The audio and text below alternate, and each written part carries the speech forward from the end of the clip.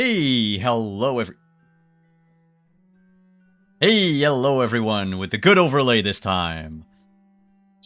How's it going? It's been some time. And because of the been some time and the fact that the sun is now up for an hour more, your storyteller does not have a well-prepared intro. Oh. But I can tell you that tonight's theme is initiation.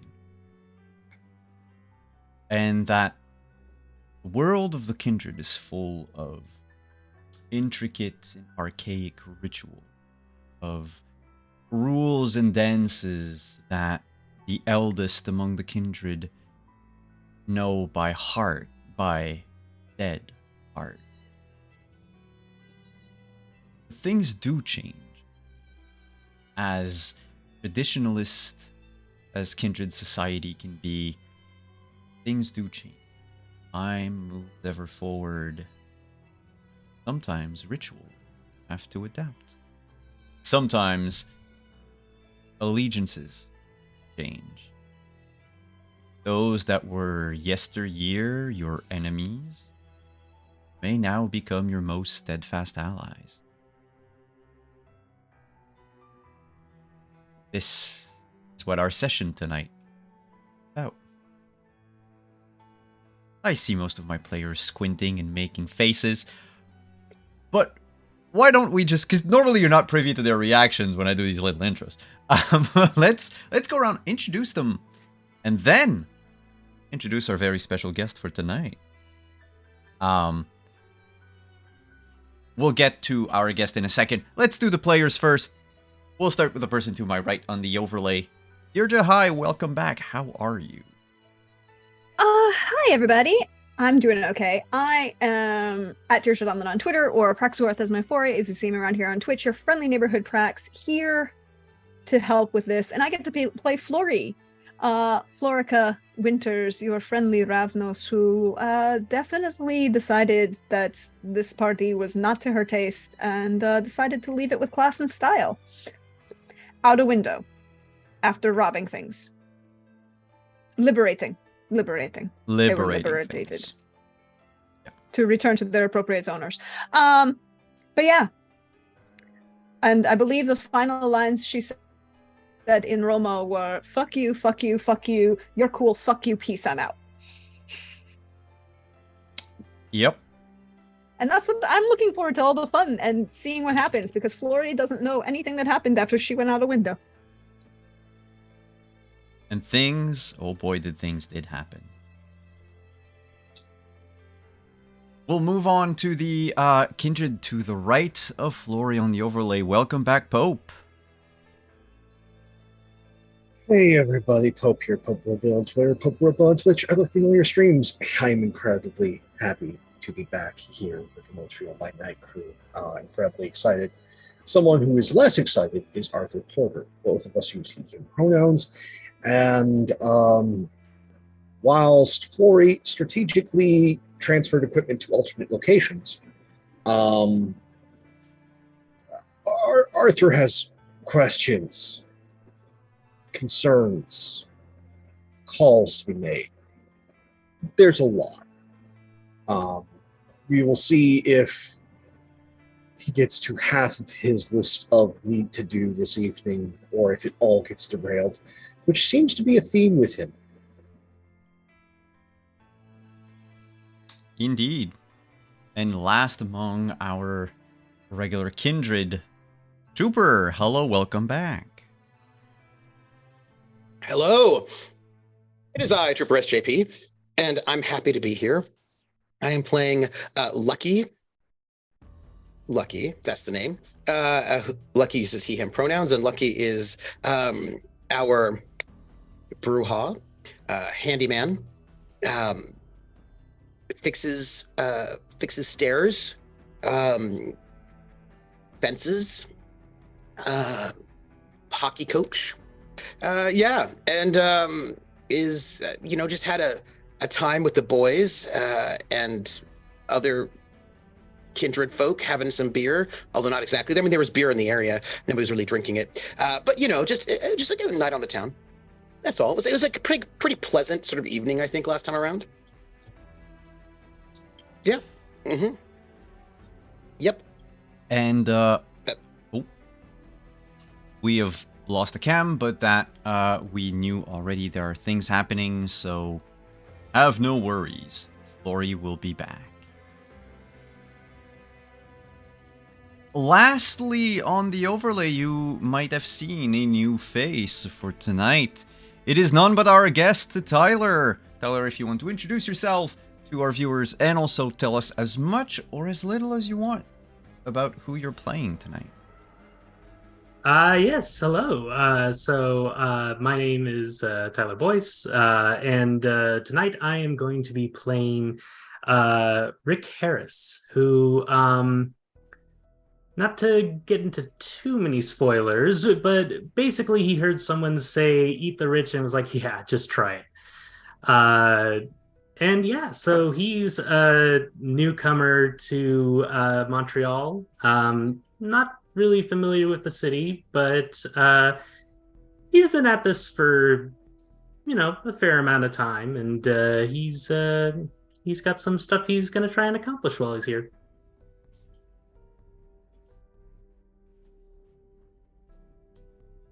And that brings us to the, end of the Elysium last time. Because to recap, last session was the first official, quote-unquote, Montreal Elysium. I say quote-unquote because it was a real Elysium for the Camarilla of the city. Doesn't mean that everyone was part of it, that everyone was invited, and that the Camarilla was recognized.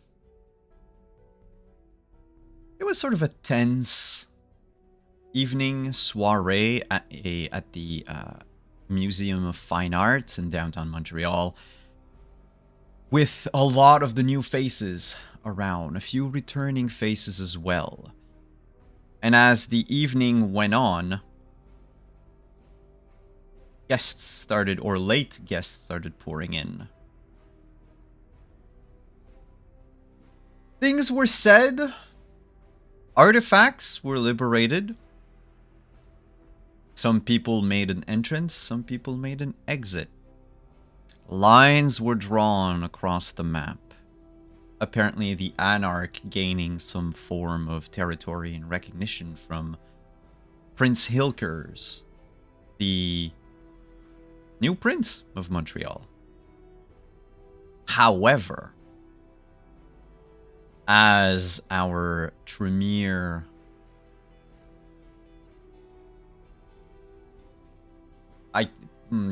not really an elder, but as our resident Tremere pointed to Arthur, there is something wrong with the prince. And there it is. The mark, none other than Val Philogamo, Arthur's own vengeful sire. There were other people there. A lot of other faces. People that also seemed quite important compared to the prince. One of them, a very well-dressed and commanding Asian woman. I believe she introduced herself as Miss Sierra Van Buris. And as we pick up our... She doesn't show up in video, just noting it. She does not show up in video. Just noting it. But as the evening comes to a close and everyone is told to vacate the premises... I feel like there's a small caveat on that.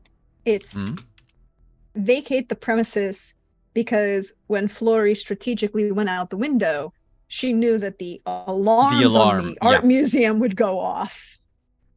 And it made a very strange noise considering that everything you touch doesn't make any noise at all. It was just a weird... and then the silent alarm. everyone has to leave, but before we check in with Flory at the Ritz, Miss Van Buris takes a few steps towards Arthur and Valois.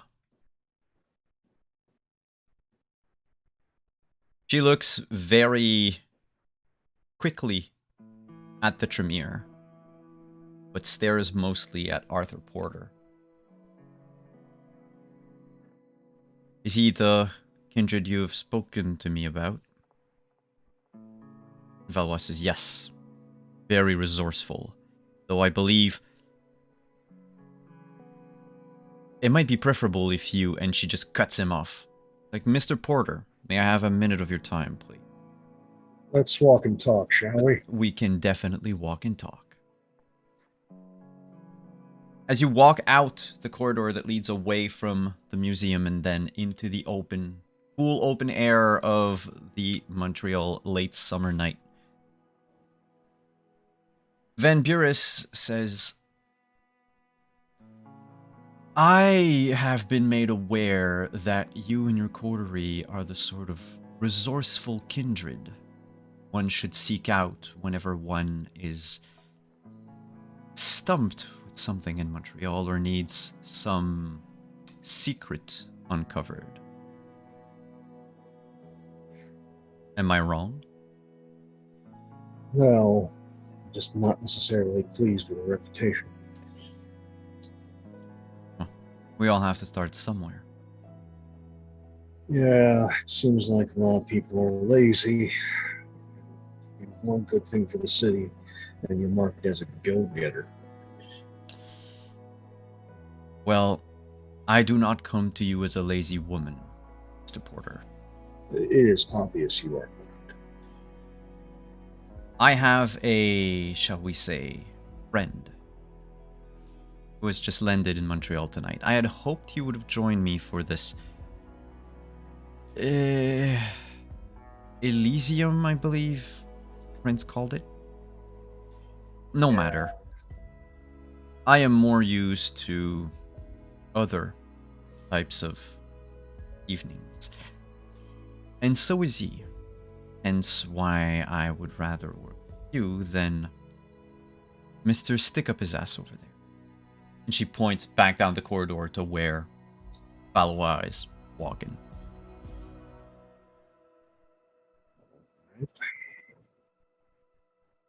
So about this client, what would you like me to do? Hear him out? He's got a predicament he needs resolved in Montreal, but I believe his predicament has also something to do with, as far as I was made aware by Mr. Saw, something that you might be interested in.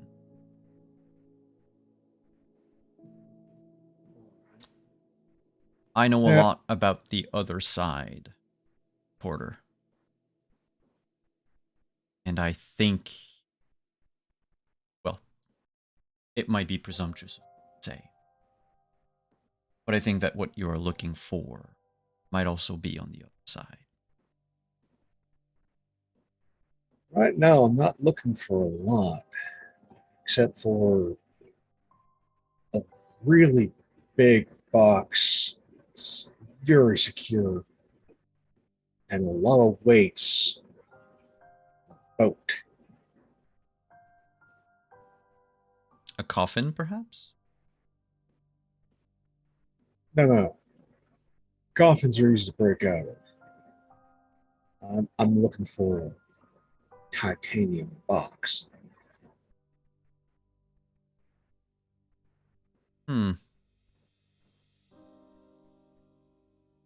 Would a bank vault suffice? Nope, sadly not. Bank vaults have seams. Seams things can seep out of. Don't Your happen to have. problem is more intriguing than I was led on, Mr. Porter. My problem's familial, and now it's the city's problem.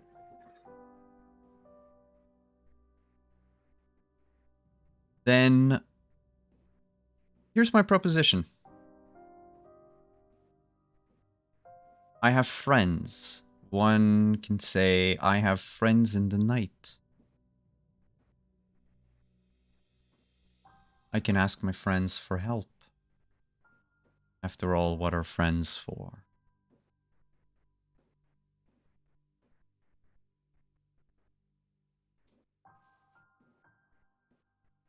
As much as that is intriguing, there are a number of steps to this equation. You are a woman of means and intrigue. I am more interested in getting the word out. The word out. Yeah, that prince isn't who he says he is.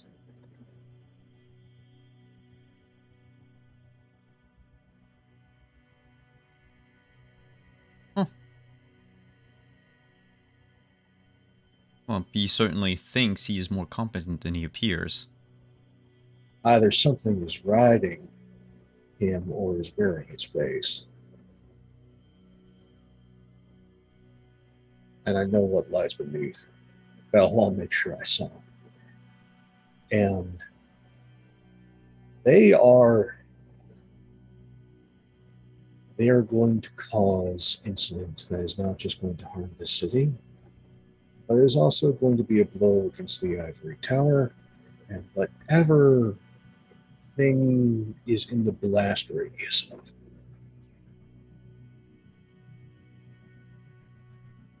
Van Buren squints and begins to look, like just above your shoulder in the distance.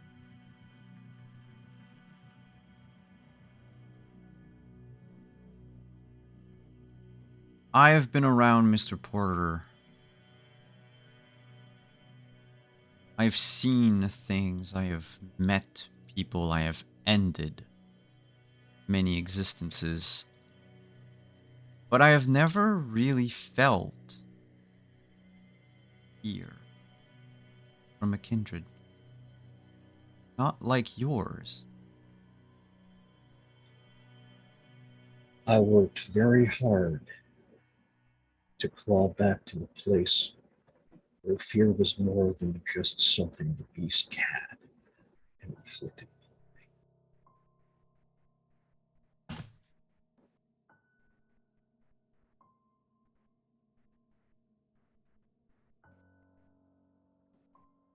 Then use our new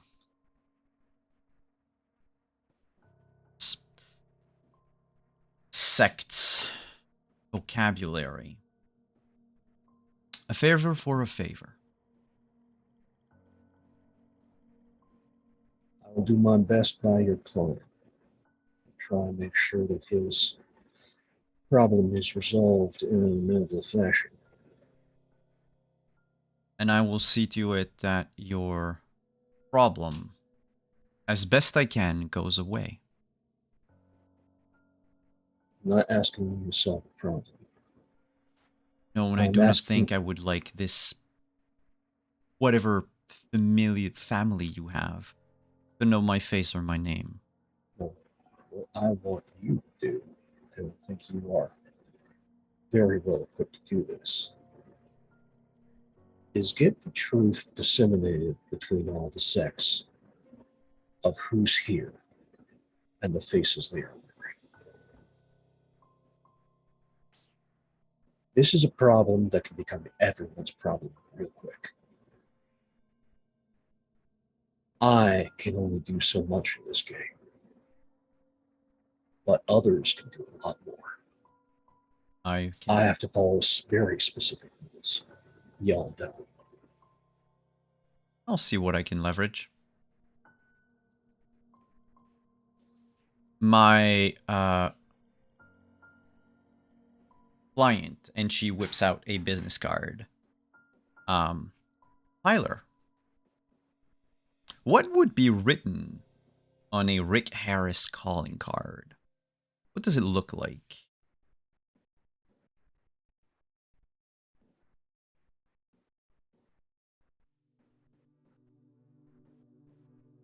Sorry, phone's going off.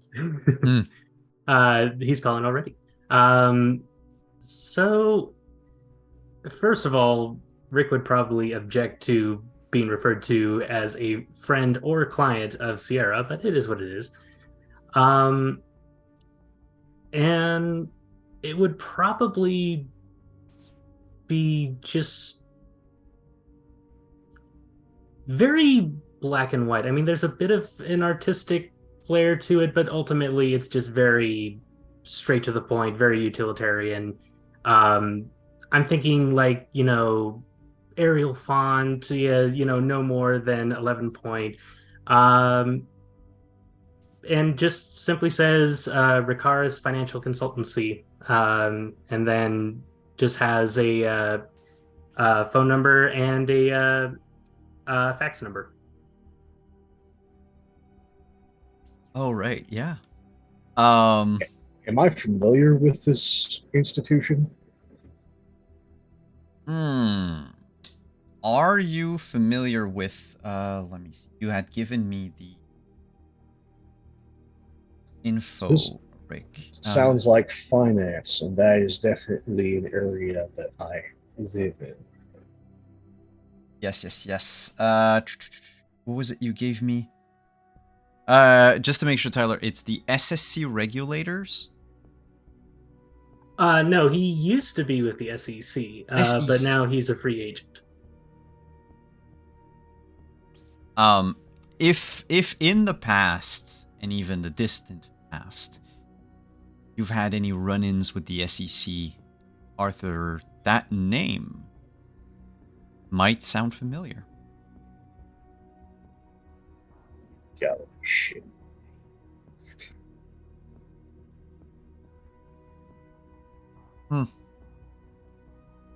I can tell you, if you do know of this person, you also know that he was not Camarilla.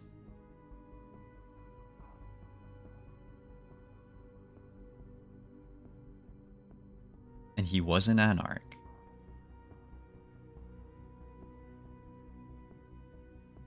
Okay. At least back in those days. Am I correct in my assumption, Rick? Yeah, if you're talking about a couple years back, yeah, he would have been an anarch at that point.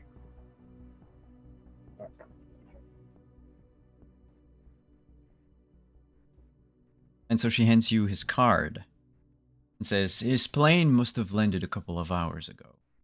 Or his car drove. I don't remember. I don't keep a tab on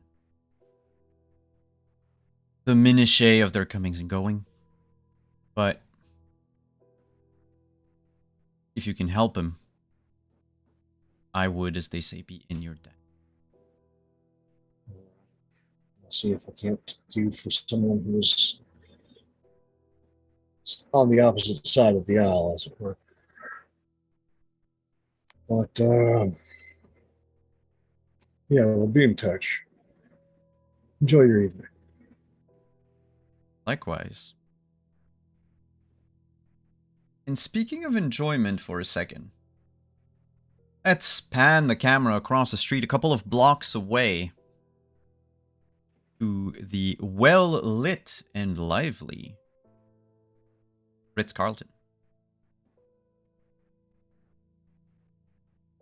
I love going to the Ritz. It is such a wonderful time. But it doesn't matter because no one sees Flory. Actually, no one sees Flory from the minute she's out the window, because there's no one with a line of sight on her. And she is silent and unseen as she traverses back. And she knows that, well, one of the downsides of having thick, long hair, you're never 100% sure that you got all of the glass out of the window, particularly because safety glass, it just shatters all over the place. You're never going to get all of it out. So she goes in through the side door, goes back up to the room, orders room service. Oh, excuse me. Takes a minute, knocks the 2 glasses that are part of the room service, glassware, the ice bucket off the thing and ensures that they shatter on the floor, and then sweeps them up into the waste paper basket, orders room service and says, "Oh, I'm so sorry to say this. I unfortunately broke a couple of glasses. Just slipped out of my hands when I got out of the shower. Go ahead and add those to the bill. Could you also send up another with the bottle of, when you send up the bottle of Veuve Clicquot? Thank you so much." Yes, ma'am. And now there's a note in the room that if there happens to be any glass to be looked for, that's because a client happened to break one. Such a shame. And then when room service comes, she's just gotten out of the shower. Her hair is wrapped up in a very nice towel, and the bathrobe that they have at the Ritz, which is really nice and big and fluffy and like really fluffy, is just open just enough to draw the attention of the very, very dull bellman, who also gets a nice tip. And then the door closes in his face. Just enough for, if anybody asks, of course she was here. Yeah, he'll remember. Oh, yeah. That's He'll a little bit remember, of awe we'll remember really well. He'll remember, Flory, it's, oh no. Flory. Yeah, no, but the name that you give is not exactly Flory. It's Flory. No, it's Florica. It's Florica Winters. Her actual name. He will remember. He will remember. And then she then pulls out her burner phone and sends a text message to a couple people that she knows who might be perhaps in the market to help her arrange certain delivery for 1 or 2 of the items that she appropriated out the window, to ensure they return to the appropriate native populations. And the 3rd item, which is god-awful gaudy and probably very new, she usually doesn't judge art, but there's a certain trend in contemporary and modern art that was very much, let's play a joke on the buying public, and then the buying public bought into it. And then the artists bought into it and thought it was much more meaningful than, talking about, look, white on white canvas was supposed to be social commentary about the stupidity of people buying art, not a commentary about the end of the world. But people see what they want to see. But apparently artists have started buying into these things. So she's going to take that and wrap whatever small, because these are all small items, like small little avant-garde sculpture up in brown paper, making sure that she didn't leave any fingerprints because she's smarter than that. And then just arrange to have it left at the front desk so that the RCMP will, find it and have it appropriately returned. Oh, no, wait. She has an even better idea. She writes the address in very nice block writing of the detective, the one who's an asshole, but she's going to play with just a little bit. I mean, Pedro Pascal. Yeah. Fuck you, Simon. And I reject that casting. By detective, you mean, I believe it was a lieutenant. Lieutenant, yes. Emmanuel Munoz. Yeah. Yeah. She'll write his, and he's part of a special task force. He's in Montreal. It's like, ooh, look, I'm returning this item. Apparently it was stolen from the museum and I found it left on a bench seat. And with this business card, and she puts the business card for Helkers that he had on him when she met him and she took from him inside the brown paper package. That will get sent off. And then she has a relaxing night, and then goes, sends a text to both Artie and Lucky, We have to talk about things. Let me know when you're free. I'm going to enjoy the rest of my night.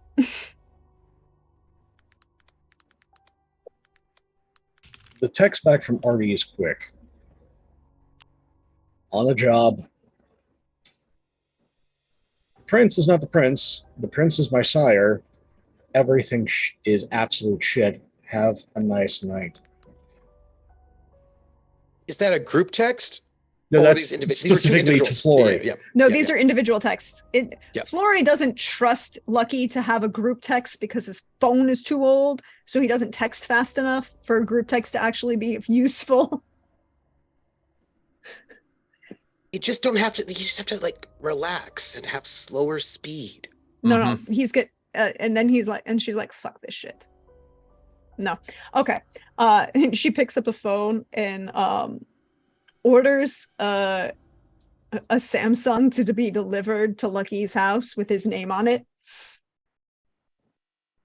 Lucky has not shared with anybody where he stays. This is true. But you have shared. No, because she dropped you off. She picked you up. He doesn't. He doesn't. It's always somewhere else because he does. It's because it is actually his dark secret. Yeah, right? never mind. That's correct. Yeah. That's correct. I'm sorry. I thought we had picked you up at. She had picked you up at your house, and you're correct. She did not at his house. No. And so he doesn't know. She doesn't know where you are, but she orders the phone anyways, planning to have it delivered. Yeah, or have it delivered at like Artie's place. Yeah, to Artie's place, and then she texts back to Artie is like, "Well, you're very lucky that I was already out of the spa." Nah. And just like these like frowny face emojis like for eternity, and then I need to get a new knife, I guess. Strongly suggest silvered cold iron. One of the two will work.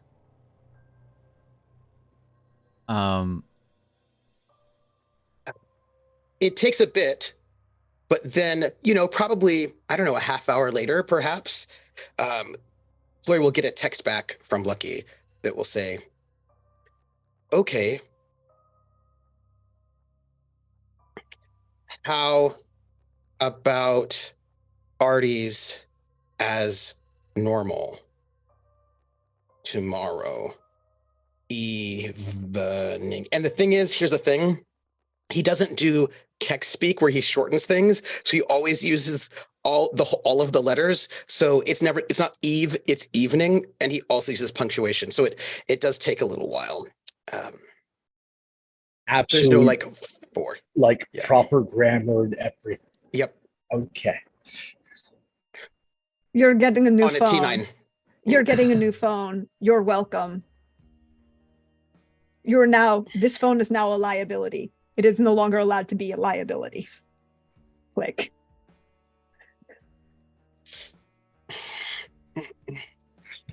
My phone is... If it's taking you this long to answer, then obviously it's a liability because you can't talk to me fast enough. Fine. Period. Send. Oh. Well, this is why text-to-speech is a thing. As this very lengthy interaction is happening, we'll just skip across town for a second. As another old phone, I guess. That's a good question. Mr. Harris. Knowing your affinity with technology, how would you go about receiving phone calls? You have a very old, like a Nokia phone that could potentially work. Do you risk it? Or would you rather have someone? It's a brick. Go back to the 1980s brick phone. It's definitely an older phone. I wouldn't say it's a like a 1980s brick cell phone, as tempting as that is, because Rick is still very much up with the times. He would probably he would probably have like one of those old, like, kind of like BlackBerry phones. Um, it's like it can still do a lot, but it's still kind of considered like older tech. Um, and he'll of course like pop on the internet like whenever he needs to, just like find some library or internet cafe, log in on a pseudonym, and then just get out of there before anyone knows he was even there. Um, and yeah, and I think that's kind of his MO, is that like he hands out the business card with the phone number, and it's kind of that whole thing of like, if you know, then you know. So the phone number is like kind of the, like, if you know the password, if you know the drill, then Mhm. you get the information on which website he's currently using and where you can reach him online. So then this would come from Miss Van Buren. She would use the same website that she's used to communicate with you about the Monet situation. Yeah, it's probably one of those like old style chat rooms, and they're probably like, having some seemingly inane conversation about art, and that's how they can fit the word Monet into seemingly innocuous conversations. Um, she says, I have found a buyer for the Monet. Name's Porter. He should call you with a price.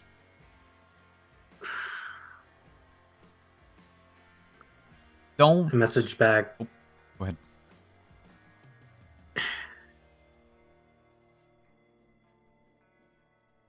I'm here on business. Is it possible to have the item viewed by my assistant?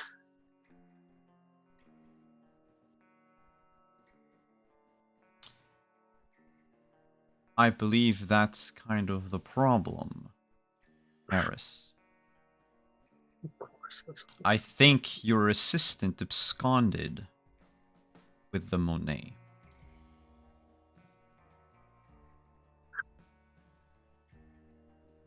All right. Messaging back. Well, I'm sure you've already informed the relevant authorities, and yes, I suppose I'll see to this personally. I have warned an authority. The only one I believe you will need. We are very interested in continuing to do business with Montreal. And you are, for better or worse, this city's first client. The reputation of the entire family hinges on you, Mr. Harry. Don't fuck up. Well, she certainly knows how to appeal to my sense of self-worth. Oh, and one more thing. I believe that your assistant has been carousing with one Damien Black. Does that name ring a bell to me? Can you, maybe. Because you're a fairly old vampire. This person wasn't necessarily super well known, but can you give me intelligence and occult? Or looking at a difficulty 3. Alrighty. So on the sheet, you can just click the die next to occult or intelligence and then Oh, fantastic. fill out the pop-up. Yeah. But do it from occult because the pop-up will put you into an intelligence. Then adding intelligence. Oh, and remember, you have 1 hunger. Oh, does that affect the pool size modifier? You would have to cancel, click your hunger, and then do it again. Because it'll affect, you'll have 1 hunger die in, like, your entire pool that you would normally have. Which then makes it so that, if you fail, things might happen. All right, marked off 1 hunger.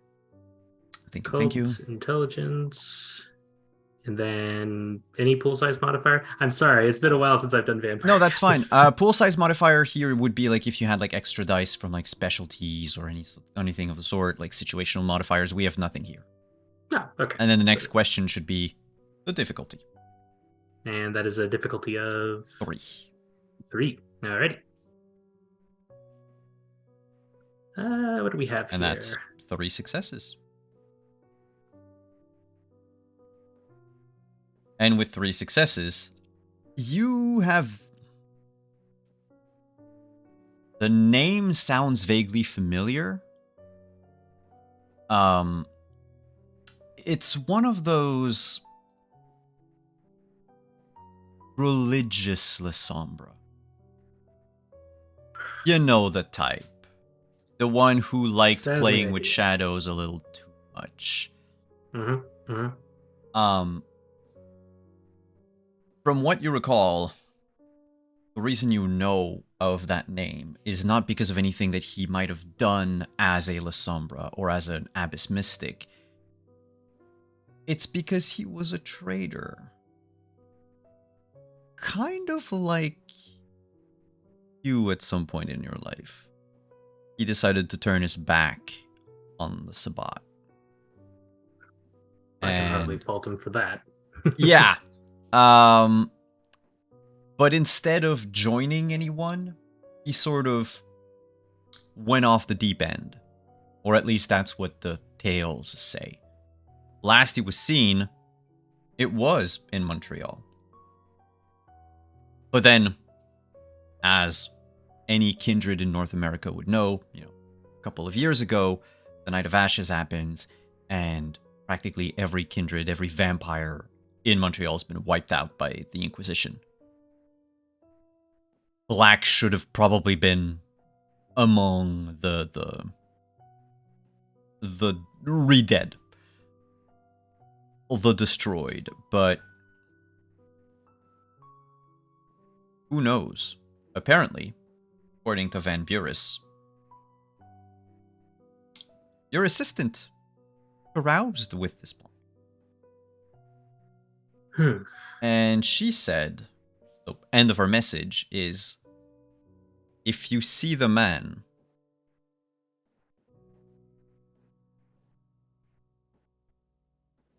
terminate his employment, or keep him on ice. Not a whole lot of symbolism or euphemism in there. It shows just through text that she hates the guy. Clearly. I messaged back before logging off. Understood. I'll see what I can do. Hopefully this maintains the exclusivity of my offer on the Monet. Yes. Understood. And then she'll I log off? Log off, yeah. And we'll just hop back from the internet cafe to the parking lot outside of the museum.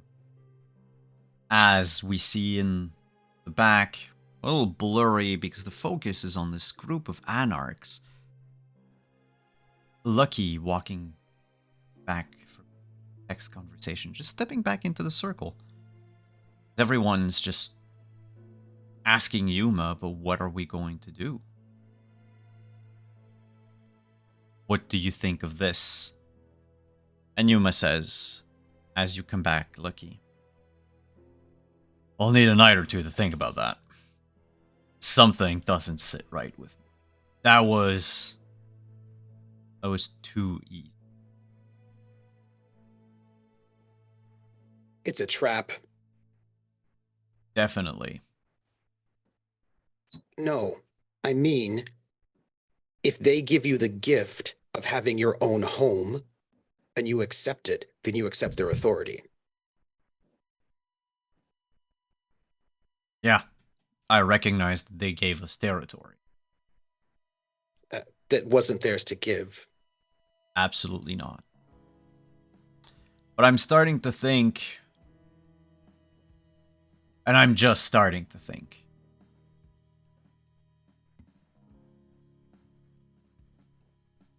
And Lucky looks at Simone to see how she's responding to what Yuma is saying.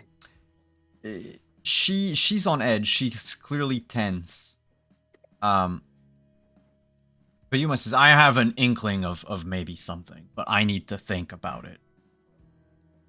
And Simone sort of calms down a bit. I was certainly not expecting the piece of shit to answer us. To reply anything, actually. It's just kind of threw me off for a second. Also, I might be getting a little hungry. Alright, look. Meet up at my place tomorrow. We'll...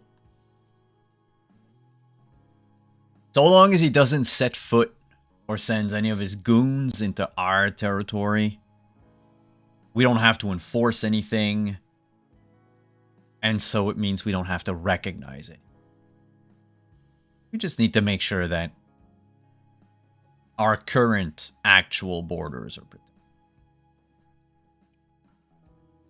I think he doesn't want a war because he can't afford to have one right now when he's still so not rooted.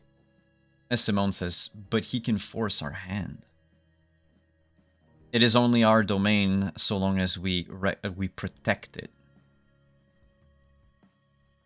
If we let any of his licks step in anywhere that he's so graciously given us, then it means that either we don't defend it and he's allowed to take it back under their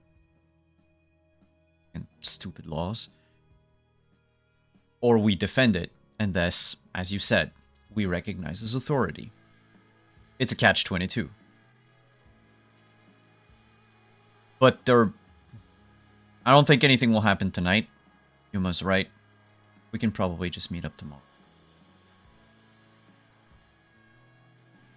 I was coming here ready to clean up some blood, but boys, you have behaved tonight.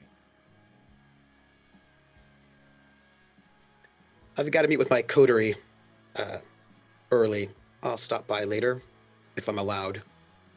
Yuma says, before that, I need to talk to you in private. Sure.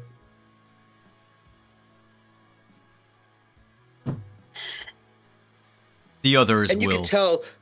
You can tell that Lucky's like processing that, like the brief moments that they were at the Elysium, and is not. It is like, I think it seems like a lot of the Anarchs are like, we don't know how we feel about all of that, and I think that's the general vibe. But how is Melvin? Melvin is like, I'm not gonna say passive, but it feels like either he could not care less about anything, or everything is so far above him that he really doesn't know how he should take it. He wasn't Anarch per se, so this whole like territory thing is not like, I mean, he's used to defend his little space, and he probably is used to like hunting the way he hunts and doing the things he does. Yeah. And in this case, he's just,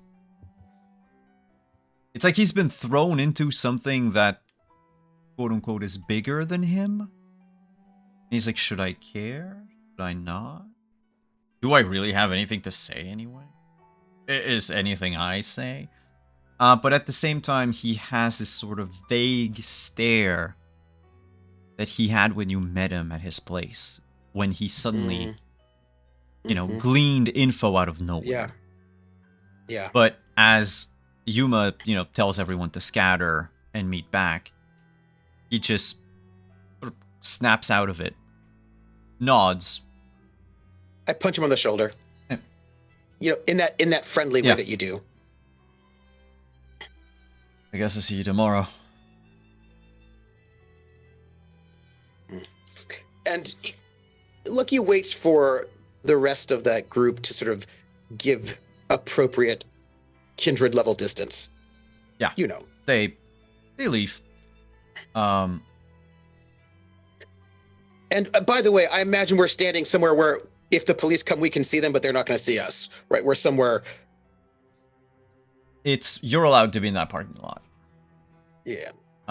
Just, But, like, you're still... Everyone's still, like, talking and walking, because if you're in the parking lot of an active crime scene, that becomes another issue. Yeah. But, there are people coming and going. We're late summer. There's going to be people out until sunrise anyway. No, Yuma... If we see the cops, I'm just going to note who they are. Just keeping an eye out. Gathering intel. Hey, I told you earlier there was something I needed to talk to you about. Yeah? What is it? Hey,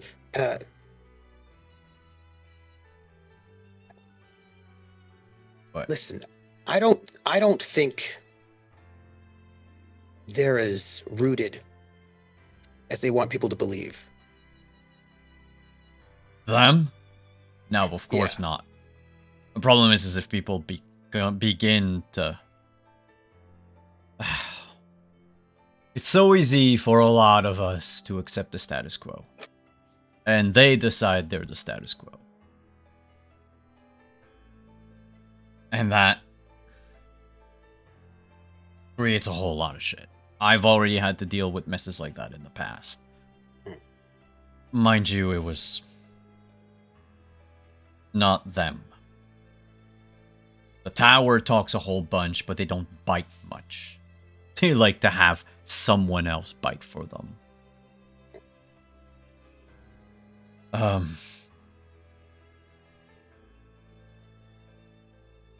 don't know how to put it. I need to talk to you about your sire. Okay.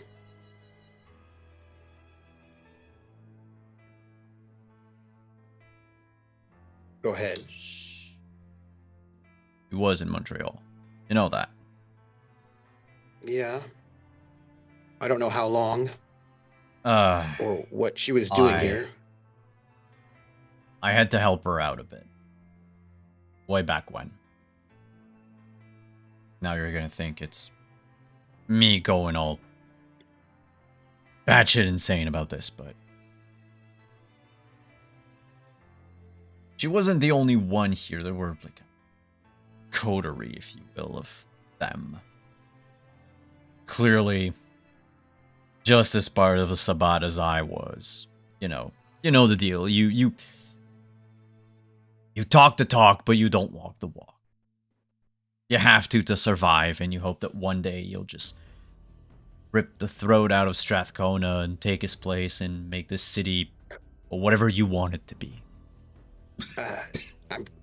I'm sorry. I don't know who Strathcona is, and my He's a little pile of ash. That's all you need to know. Okay. Your sire not is part of this, not Sabbat. No. God,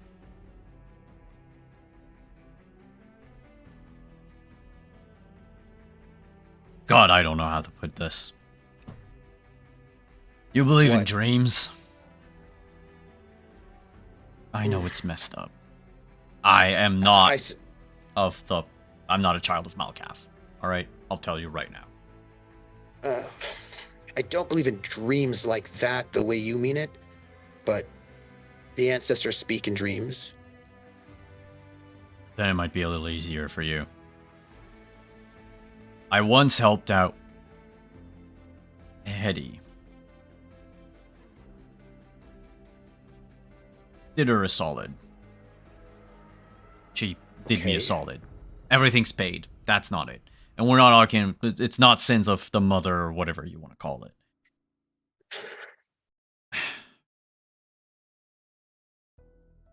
Spit it She out. vaguely told me about you.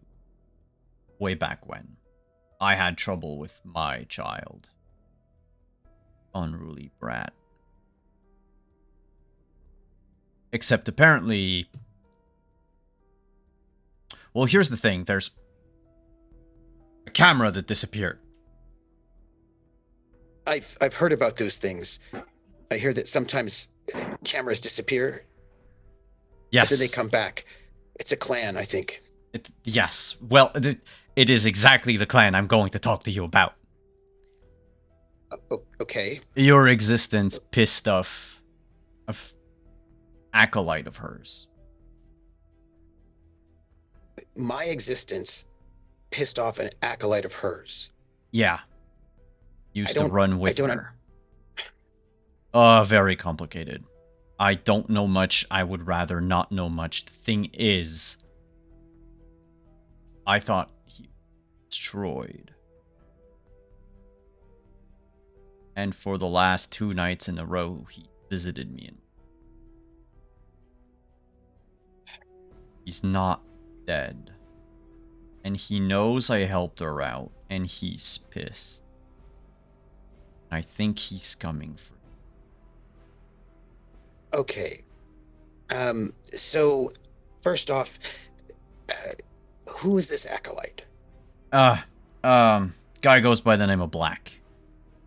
Damien Black. This is the... Oh, okay. Stupid He was the name one I for was- a... Yeah. was going to ask you about. So, all right, there are things here that don't make a lot of sense as far as I know, so maybe you can explain them. So, my sire, not going to say her name, who knows who's listening, was part of a coterie that you knew of. Vaguely knew. Okay. I know she's hunted. People think she's dangerous, but that's because she's done heroic things. So, someone who was this Damien Black was an acolyte of hers and was mad that I existed. Something like that, yeah. She never told me everything. I just gleaned. I'm not the best at gleaning things. I can smell prey a mile out.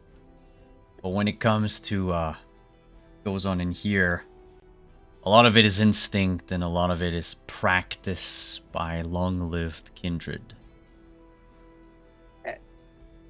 And your sire had a lot of practice. But there was... How did you help her out?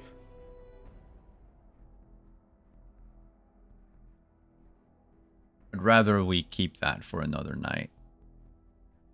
I think... Is it something I need to know? Whoever was after her back then is long gone.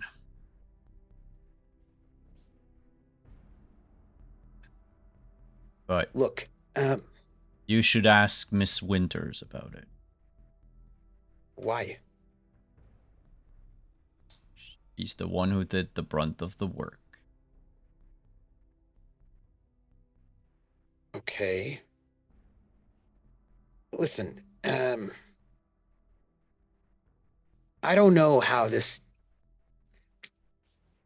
Damien Black would know about me. I don't know why he'd care. But also, why do you think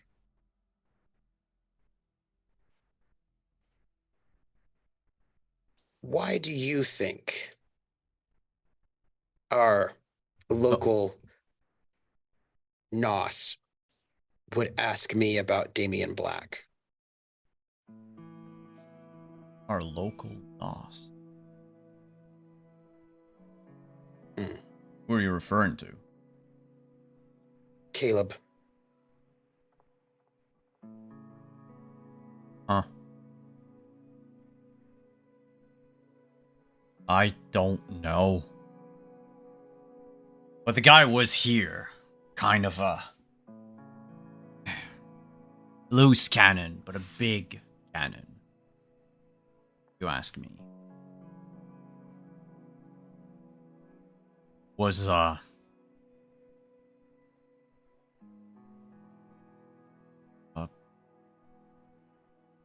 advisor of the Cardinal. Something like that. He went. There was a falling out. Right after I helped your sire, there was a falling out among her gang. And he, from that point on,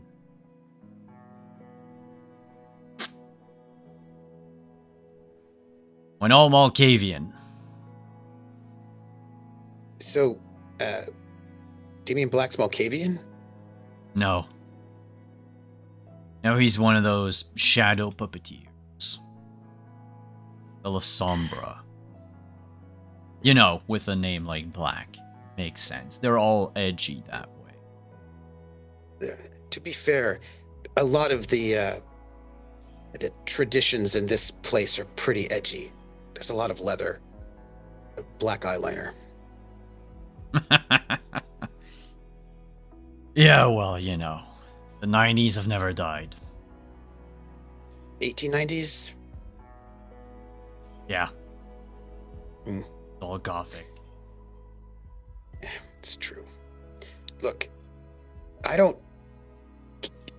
Did he speak to you in your dreams, or did you just see him? Did it Well, seem see, like that's a the message thing. being sent?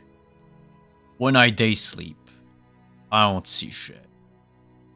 Normally, I close my eyes, and then I open my eyes, and it's night again. And I'm hungry. The last 2 nights, which... How long ago did Caleb tell you about Black?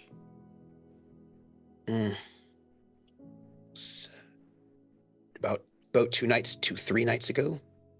I don't like He didn't that. tell me anything. He asked me. He asked me what I knew about. Well, here's the thing. Black. The guy's there, just standing in a white room. It's the black blotch in a sea of white. It's just there. The shadow dances around him. And he just stares. And right before I open my eyes, he says, "Where's the child?" As far as I'm concerned, the only child that ever had anything to do with Black's life, from, again, what little I gleaned out of your sire, was you.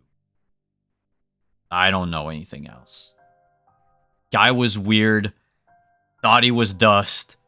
Apparently he's in my head. I don't like it. But I don't know what's gonna happen if he gets into you. I have no idea how to deal with it. And I sure as fuck am not going to go see Valois Sang about any of this shit.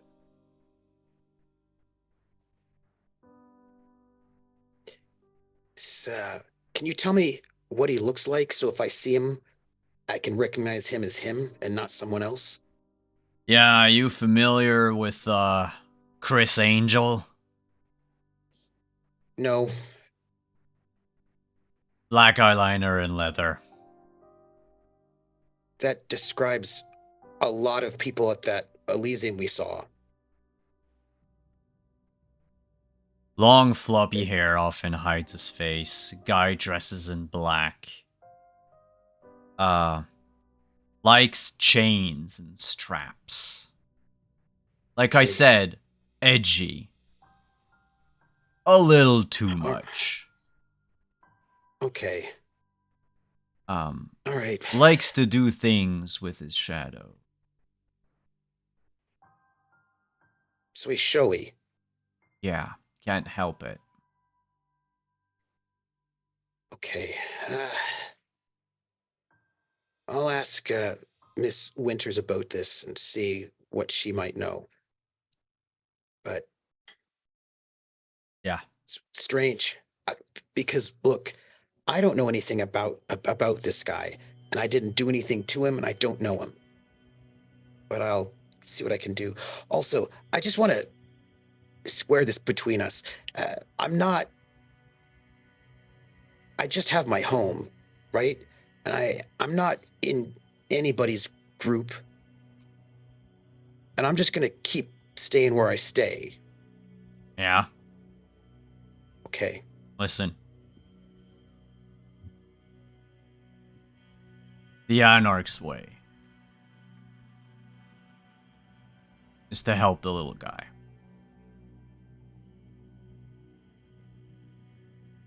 You're gonna get fucked over by the Camarilla. We don't want that. Now, some would say that we're doing this in our own best interest. Self-interest. I don't give a shit. What I think is, we should be allowed to live. We should be allowed to exist. And we should be allowed to hunt. And we should be allowed to do whatever the fuck we want, provided we don't cause another Inquisition.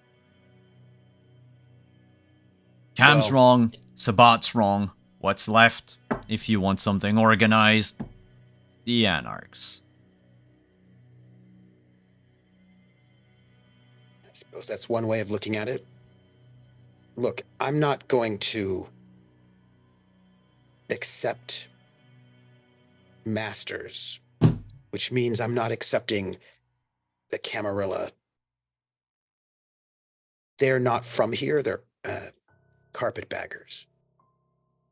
I'm not letting strangers coming into this place to change it to make something it never was. Don't worry. I have faith in you. But they will come knock. They always do. Well, I'd like to see them try. Let me know when you put on a show. I'll bring the popcorn. All right. I'll see you sometime tomorrow. Listen, you're not one of us. You don't have to come, but I'd appreciate it. Will. If you need anything, let me know. And I'll keep my ears out. Same. Likewise. Have a good night. Mm. And Got he... some reading to do. Oh, I got to give him a... Wait, I got to give you a ride back. Where do you want me to drop you off? But why? Because he drove him here in his truck. Oh, right. Come on in.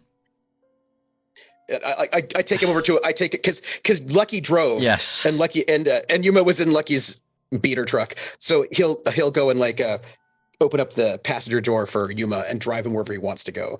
It's going to be back at the Olympic Stadium. Yeah. And before we go to break, Mr. Porter. Yeah. Do you call Mr. Harris that very same night? Yes. Once in the car driving back to his place, he is going to call the number on the card. So, Rick, when someone is uninitiated and they call that phone number, what happens? They die. Sorry. No, brain that's not explodes. conducive to his plan. So it'll be a automated messaging machine, and it'll just be like a, kind of a robo message, like, you have reached for Cars Financial Consulting. Yeah, if you are here for, and it'll just like rattle off like a seemingly innocuous like menu of like for business hours, press 1. Yeah, for and like, and I like to imagine that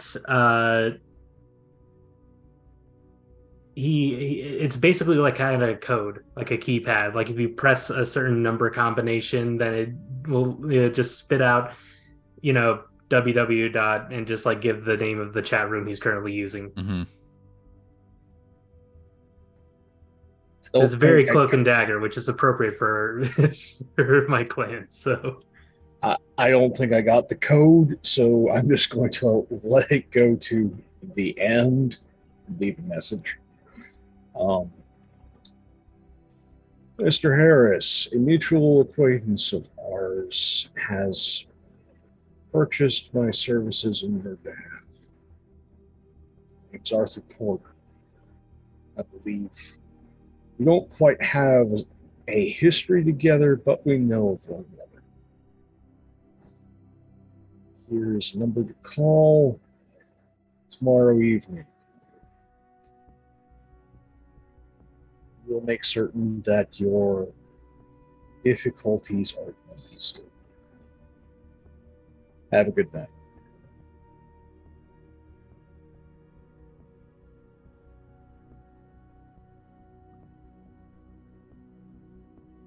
I mean, you would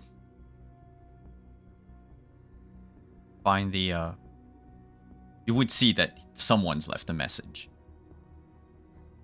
yeah, and I would just kind of like sigh to myself, like, if they just listened to the whole message, they would have seen that they need to input the chemical numbers for gold and silver. It's just, why does nobody bother checking the? And I just listened to the voicemail. And you listen to it, and it goes all the way to Arthur Porter, and then the message begins to get corrupted, and your phone just says that you've deleted the message. As the curse strikes once again.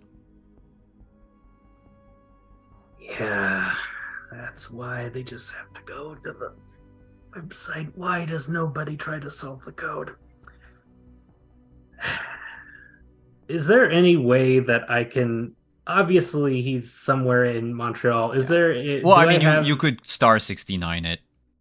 Yeah. um, I basically like redial the number. Arthur's phone rings. Good evening. How may I help you? Good evening. I'm calling from Ricard's Financial Consultancy. Apparently, you've been having some difficulty reaching our member services. Would you care to get the website?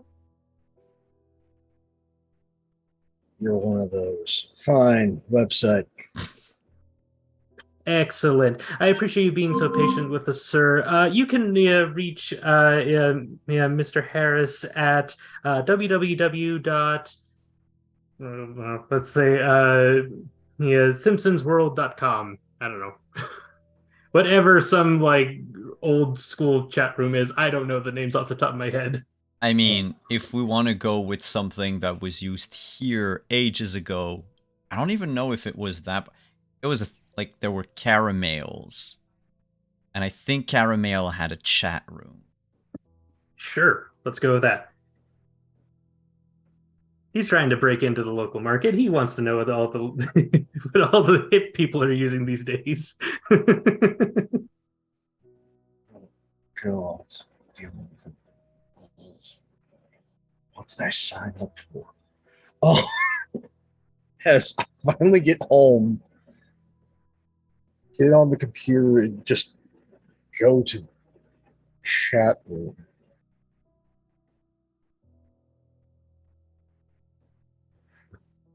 Am I reaching Mr. Harris? Good evening. I apologize. Normally, people are able to catch up on the password clues more quickly. I believe a mutual acquaintance of ours reached out to you. Takes a moment. Yes, she was insistent on your need for immediate relief. I can imagine. I have a possible lead. But I feel that my services are best in an in-person interview. What time tomorrow night is most convenient for you? I'd like to try and catch you after work. How much privacy do you require? Oh, someplace relatively quiet, but um, one where a computer is handy if necessary. Um, in that case,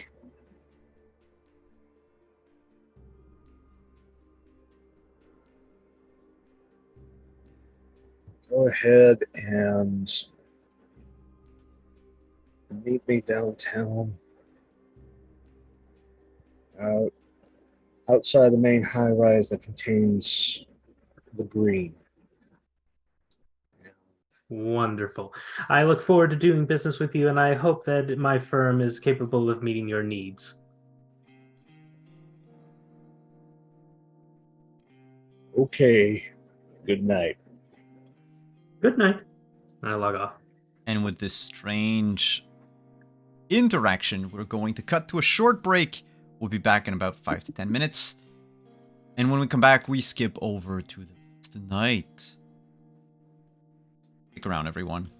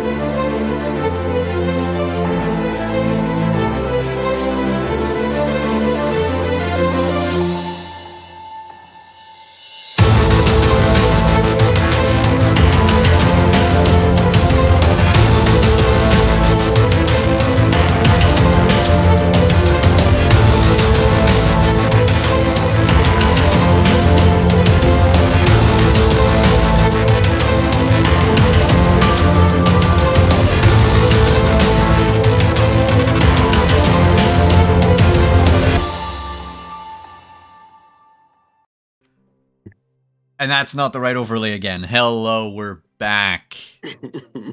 After a brief discussion on shorts. No. Preface this correctly. Men's shorts. Yes. Men's dress shorts. Because this is very important to our chronicle. So we'll skip the clock forward one night. And as everyone rises that next night, please, players, can y'all make a rouse check? Okay. I gained some hunger. Everyone's a little bit hungry, except for Arthur, who's probably just a little bit paranoid, so he forgot the heat. I still have some hunger from the previous night.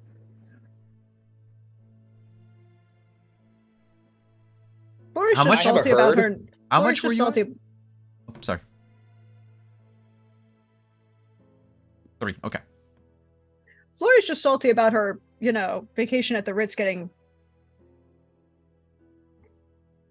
cut short by the appearance, the untimely appearance of someone who needs to get stabbed a lot. Who needs to get stabbed at the Ritz? No. She's unhappy that she can't stay longer at the Ritz because there's somebody who has to get stabbed. Okay, yeah. Okay, yeah, it is cut short because you are. Okay, sorry, misunderstood that. Let's move on to the rendezvous point. Maybe go for a snack after.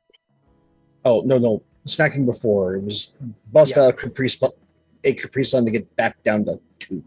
Okay, so everyone is at a lovely 2.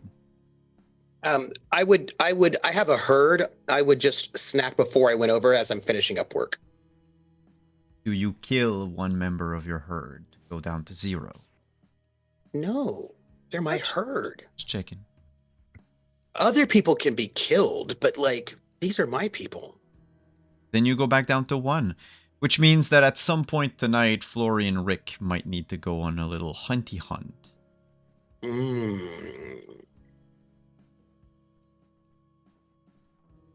Mr. Porter, who have you reached out to for this meeting? I will let let's go to when he browses. Sure. It's immediately get up. Frank Sinatra, That's Life, all of a sudden begins playing. Grabs a Capri Sun, sends messages off to both Lucky and Flory. This client's a weird one. Meeting him over by the green.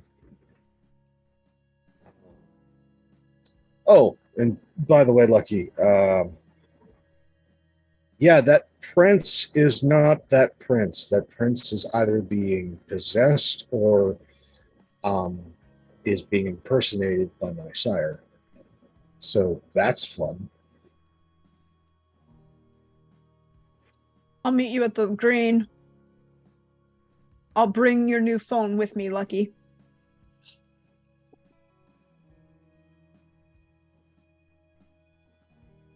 I don't need a new phone. Operational security requires it. Deal with it. Operational security says Artie should not be saying these things over text. Send. That's why we're using burner phones, and you're getting a new one. If you need speed, you can call. I love how you speak so slowly, Trooper, as you're pretending to text, that even the speech to text can't actually follow because it thinks that one syllable is a full word. Nice. he will head over to the green and probably see what there is to see when he gets there. I don't know who gets there first. Who knows? That would be a good question. Arthur, you gave Mr. Harris Yes. the location. I figure you also gave a time. Yeah, I'm going to make sure that I have time to get to the green, check in with my employees. Yeah, we'll use my herd that's at the green. So I will drop down to 100. That's meeting a client while you've got tummy rumbles is a bad idea. How big is your herd? 2? Herd is 3. Nice. I'm an Osiren. Cult of personality. Yeah. Also eat the rich. And yeah, so do that. Make sure everything at the green's going okay. Let them know that I may need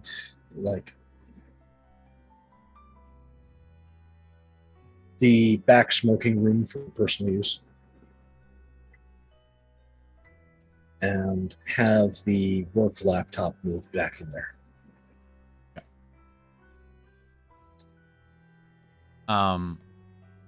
Your herd is also big enough that if you wanted to offer refreshments, like because you're at the Hunter's Green, that would be available. Just saying, Arthur. You don't do that. Saying. Rules of a dragon. Your herd is your rule. I mean, that's a horde, not a herd. But, you know. Tomato, tomato. That sharing your herd is how you get a stake in the herd. Or diseases. Sharing a herd is like sharing syringes. Don't do it, kids. Don't do it. Like, we are officially now on day 30, Thursday, September the 25th, 2014. And so, you have given a time and a place to Mr. Harris. Is it the same time and place you gave to the rest of the coterie? I mean, No. it's the same place, but is it the same time? No, Mr. Harris, because he said, when you're free. So I'm going to say that's 10 p.m. Giving plenty of time for me to do business, as well as give both Flory, because I don't know if Flory's freelancing on another job, to check in or spend even more time at the Ritz. So basically, you want the coterie to be there when Before. Mr. Harris arrives. Okay. Yeah. Also, just no speak in person yet, about the entire thing with, Valois giving eyes. Also, just so what did we all learn? This is bad. For the sake of this, if you don't mind, I will say we'll do the full scene next week. Yeah. We'll flashback to it. Because, I mean, the players, we were all here. You were all here when all the events happened. Out of game knowledge. I would say, could we say that we actually get there about the same time as Harris? We don't have the time to have that conversation before he gets there. Okay, we can do that. Sure, we can do that. Yep. Because I don't know what we're all going to share with each other. That is true. Or how. That is also true. Then let's do this. Flory and Lucky arrives. And barely a, handful of minutes after, there is a ring. Someone just enters the room very quickly and says, Mr. Porter, there is someone here to see you. Yes. Send him in, please. I was hoping we could Certainly. talk. And Later. as the door Afterwards. closes, reopens almost immediately as the worker just holds it open for you, Mr. Harris. And, to the delight of everyone and our players, who do they see walking through the door? And is he wearing dress shorts? Sadly, no, he is not wearing dress shorts. What they do see, however, is a apparently young Caucasian man. Couldn't possibly be older than like 21, 22. He has short curly brown hair and dark green eyes. He is wearing business casual, so he's got a very nice pair of slacks and a collared dress shirt, no tie, much like myself. And yeah, he looks a bit waxen, but otherwise nothing too off about him. And he sort of just strides into the room, just and then like kind of takes a look around. Would be nicer. Has he blushed of life? Well, you said you looked waxy, so I assume. So I'm saying no. Yeah. No, he's still new in town, so he hasn't really like found his scene yet. Remind me again, how many hours into the evening is this? It's 10 p.m., so sundown at this point in the year is, I believe, around 8 o'clock? Okay, so probably not enough time to try and make connections and find his people. So, yeah, he hasn't had a chance to feed yet. Would be pretty much like you would have been given the chance to, like, sleep in a bit and then leave. No, yeah, like every convention I've ever been to. Cool. Let me see for fun. In September, it would be at, oh my god, I'm my bad, it's not even 8. Sunset is at 7 p.m. Like a quarter to 7. What's your humanity like? That is a good question. I mean, if you're at... I believe I'm at 6? Yeah, so 6. you would probably have woken up around 7:30 in those... in that, like, ballpark. Given that the less human you are, the longer you have to sleep. No, yeah, and he's, he's in finance. He's used to working very long hours during the week, so... And yeah, so he strides in. He's kind of like, just kind of looking intently at the three of you. We're in a dining room, a private dining room. Is that correct? We're in a smoking room in the luxury club at the top of this high rise. So big wingback chairs, dark cherry leathers, walls. Yeah, there's a small small tables. bar. Yeah. Leather and eyeliner. There's no... Okay. Flory doesn't wear leather unless she's working, and she wasn't told she was working right yet. Leather is for other jobs. So she is wearing the sweater from the night before, mostly because she's like, damn, I'm gonna get some extra use out of this this Alexander McQueen, because no one at that Elysium appreciated it. But people at this at the club would. So she's got that paired with, like a really tight black leather or black denim pants and the Valentino shoes. So she's kind of sitting there, and she's got her legs crossed, leaning up, not with her legs over the arm of the chair, but just kind of like across the chair. So like she's seated, so she's at an angle in the seat, and like you could think that she would put her legs up over the chair, but she's not. And she's just fiddling with her nails. And she's like, so, who am I killing, and how much are you paying me for it? Lucky is a sort of an African-American man. He's sort of tall and lanky, and he's wearing like a hockey hoodie, and he is wearing sort of work pants and work boots. He does not look like he would be he looked like he would be probably working here, fixing something rather than probably carpenter's pants, like these probably carpenter's pants with the loops and all that, and some like work boots. And he's sitting in one of the chairs, but like in such a way he's not like leaning back, not to get things dirty. And he's sort of sitting just like slightly. He's not. He's got a chill about him, but it's also clear that this is like not his scene. Arthur's got his typical Panama hat, wearing nice breezy linen khaki trousers,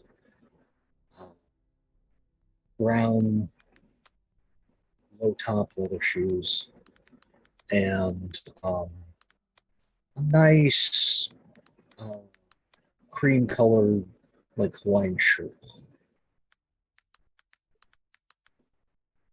So, Mr. Harris, I presume. You presume correctly. What? So you're an interesting bunch. Yeah, we get that a lot. What's your problem? I just sort of walk up to one of the empty chairs and just kind of lean against the back of it. Me, not so much. I'm actually doing quite well for myself, but apparently someone higher up in the clan requires some assistance. Now, before we go any further, you won't mind if I just investigate the premises? Just make sure no one is snooping in. This place is one of the more secure locations around. I prefer to trust my own eyes and ears, thank you. Are you worried about somebody sneaking through shadows or sneaking because they can't be seen? I just want to know for my own personal benefit, because it changes how we approach things. Well, I mean, if it would make you more comfortable, you're more than welcome to, check around and let me know what you find. Oh, I already did that. That's why I'm fine sitting here. But if you're concerned about shadows, that just Actually, you changes know what? who You're we're right. concerned There's about. no need to be concerned. So, anyways, how much do you know about what's going on? All I know is that our mutual acquaintance said that you had a problem. Wanted me to solve it. There are no problems. There are only opportunities. As it is in finance, it is in life. So, this particular opportunity is a kindred. La Sombra.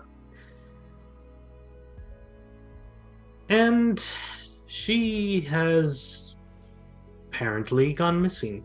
And I'd very much like to locate her.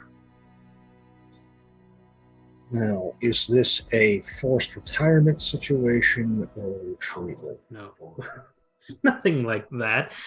You can't extract resources from someone who is no longer functioning. She still has value to me and to others. So this is a retrieval.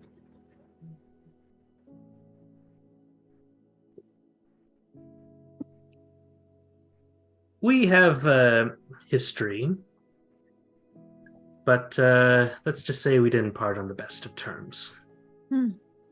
Sexual or parental? You're very blunt. I admire that.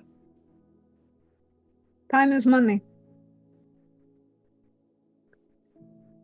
Let's just say you help me find this individual, and I'll take care of the rest.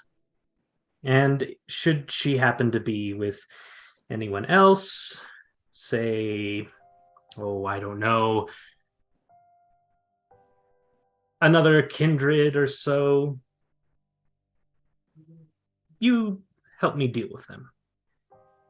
Who do you They expect will it to have be? the aforementioned forced retirement.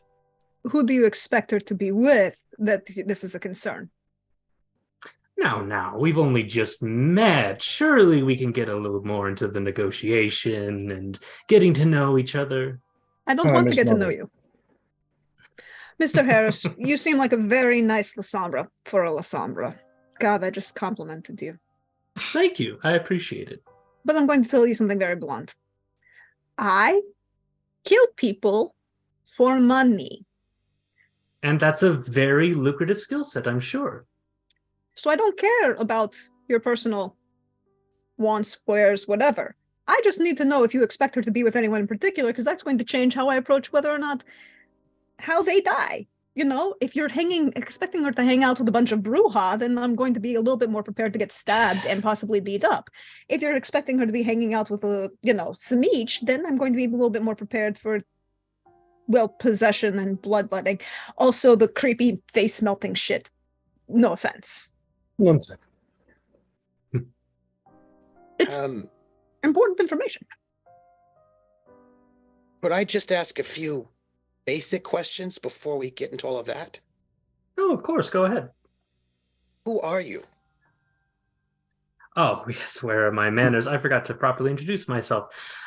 Rick Harris, currently of Ricaris Financial Consultancy. One of my followers suggested the name. It's actually very funny, but that's a story for another time. Oh, wow. What's the best way to describe what I do for a living? I suppose the most accurate term would be collaborative dissonance. For people, for financial markets, for life. You're a con man. A con man? No, a con man doesn't always follow through on what he promises or even what he threatens. I never fail to deliver. He's an agent of chaos. You need something disrupted, you call it. I don't know what any of this he is catches about. on quick. I like this, Shamish. Okay, so you're an agent of chaos. If you don't mind me asking, the city itself is a bit in flux. So you have contracted with Artie here, Mr. Porter. Are you an Anarch, a Sabbat, a Camarilla? What are you? That's an excellent question. I believe in deep understanding and engagement with all quarreling factions in the pursuit of the one true religion. Nope. No. Artie, I don't do anything with zealots. We've had this conversation. Don't do zealots. Let me finish. His one true religion is money. Profit. Still Almighty zealotry. dollar. Still zealotry. I'm not some Sabbat diehard who's rambling on about the Sword of Cain and the Gehenna War. Even though they're right, but no, the everyone's entitled to their opinion, but numbers don't lie. Dollars don't lie. Yes, they do. You manipulate them. I was there for both stock market crashes. Totally manipulated. Oh, yes. Also, he cleans money for a living. That was a good year. I had so much fun picking apart Lehman Brothers. Oh, okay. So you're not with the Camarilla? He's a merc. He's an Anarch. Let me put it this way. Mercenary. Let me put it this way. The Sabbat and I share a few common interests. The Camarilla and I, how to put this? The Camarilla believes in maintaining the system, the status quo. They don't see the value in disrupting the status quo. They don't see, and you can get all this on my financial lecture circuit, by the way. you need to see the value in letting something die so that it can be reborn again and maybe die again. Companies come and go, but ultimately the employees are still there, the profits are still there, stocks will eventually go up again. Okay, so you're not Camarilla. Great. Thank you. Nope. You're welcome. He does things for money, which I could nominally respect, but now he's preaching about the benefits of doing things for money, which is where we kind of get a little bit itchy. Ori, he's a keeper. He can't help it. A what? Nickname for the Assemblly. Oh, They're their brother's okay. keeper. No, I wouldn't know about any of that. No, I just see to my own affairs and, you know, hopefully other people recognize the value of that. All right. Do you have any other background questions, Lucky? I do. Who told you about Mr. Porter? How did Sierra you come? thinks that we're all on the same team. We're all in on, the grand schemes of the clan. And I'm happy enough to play along, but quite frankly, I don't care as long as me and mine get to do what we want. Sierra's an even shaker within her clan. She was at the Elysium last night. Let me put it this way. I start my disruptions small. I don't go after anything big unless I'm sure I've killed it for good. Not that I would ever dream of doing that to Sierra, of course. We go way back. This is Okay, all hypothetical, you understand. right. All right. I just was looking for information security, was what I was wondering about. I'm fairly certain Sierra knows me by reputation, considering that she came to me with this I'm sorry, what was that, job. Pope? I couldn't hear you. Sierra knows me more from Valois, it seems.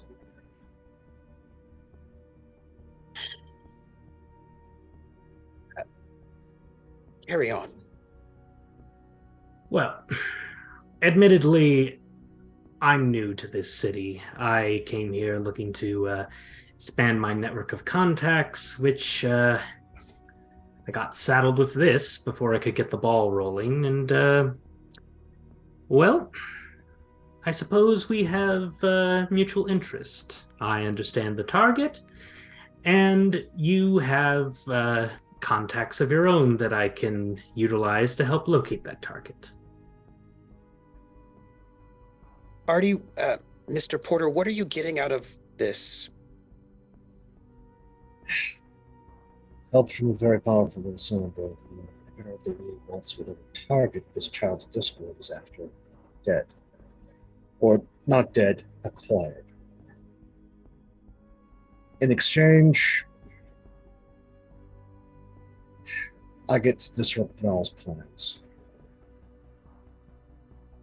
I can get behind that.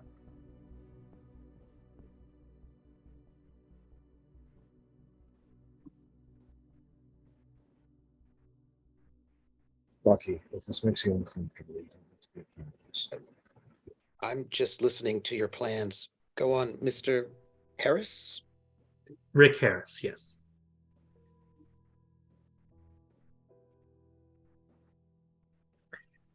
So, To reiterate my previous statement, who do you expect her to be with? she is relentless. I admire her so much. That's why there's a...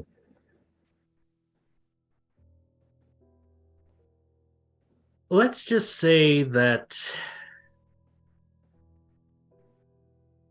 not everyone in my clan is playing by the same rule book. Sona Vasamba, what's the name?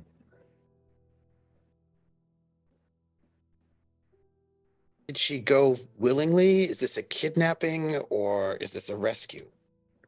Well, that's what I'm hoping to find out. So who's the other Vassandra aside from acquisition target?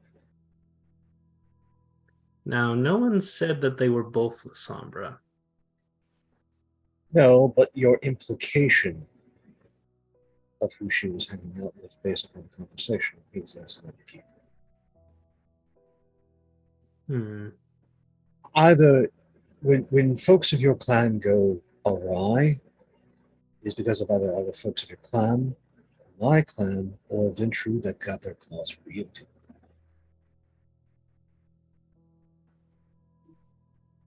Fair enough.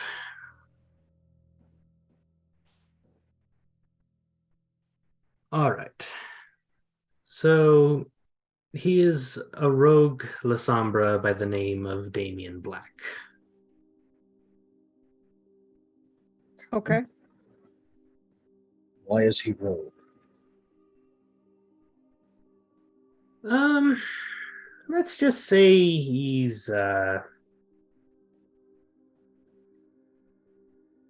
we Lasombra are known to be a bit zealous.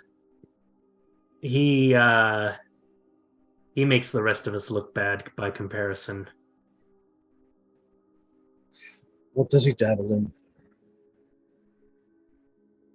I'll be honest, I don't know. I'm new to this city. I've only heard about him through, scattered reports. Honestly, I thought he was dead.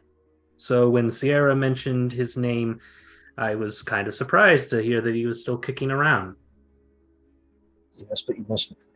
All the Sandras have obsessions. What is Mr. Black's? Couldn't begin to tell you. I don't like to think of unknown, Mr. Harris. Well, if I had to venture a guess, maybe he's looking into the art world. Just a hunch. What kind of art are we talking, Mr. Harris? Oh, abstract, post-impressionist. It's really hard to gauge someone's French or tastes and American? preferences.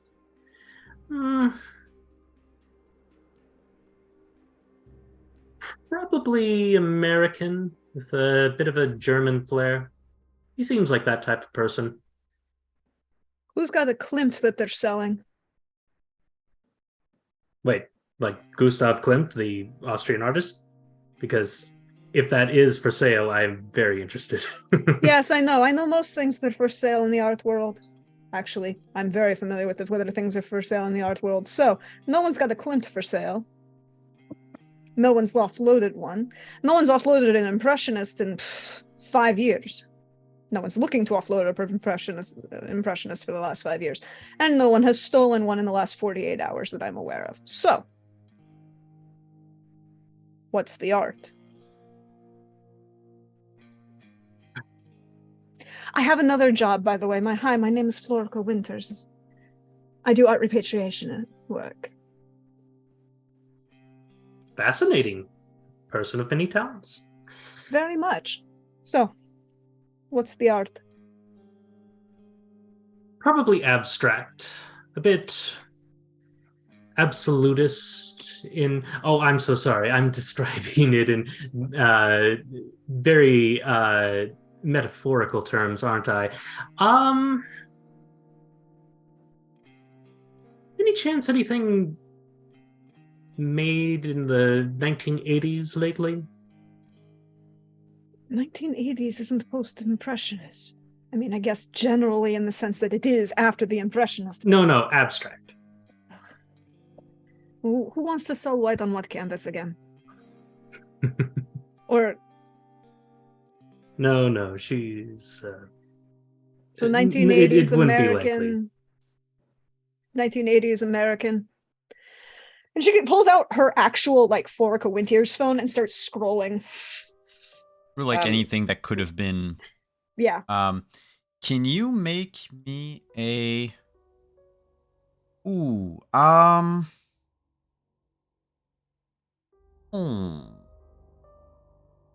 I think we'll go with... Let's do int and academics. Unless you... Can we do investigation? Yeah, investigation could work. Investigation could definitely work. You're looking for something specific, not necessarily Yeah. like a topic. Yeah, I'm not considering the topic. I'm considering Um, like what exactly. I'm looking for Yeah. I'm looking for clues into what has been stolen recently or what has changed hands in a black market sale.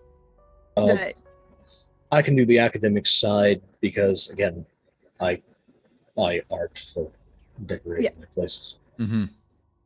Alright. That would be... We'll put it at...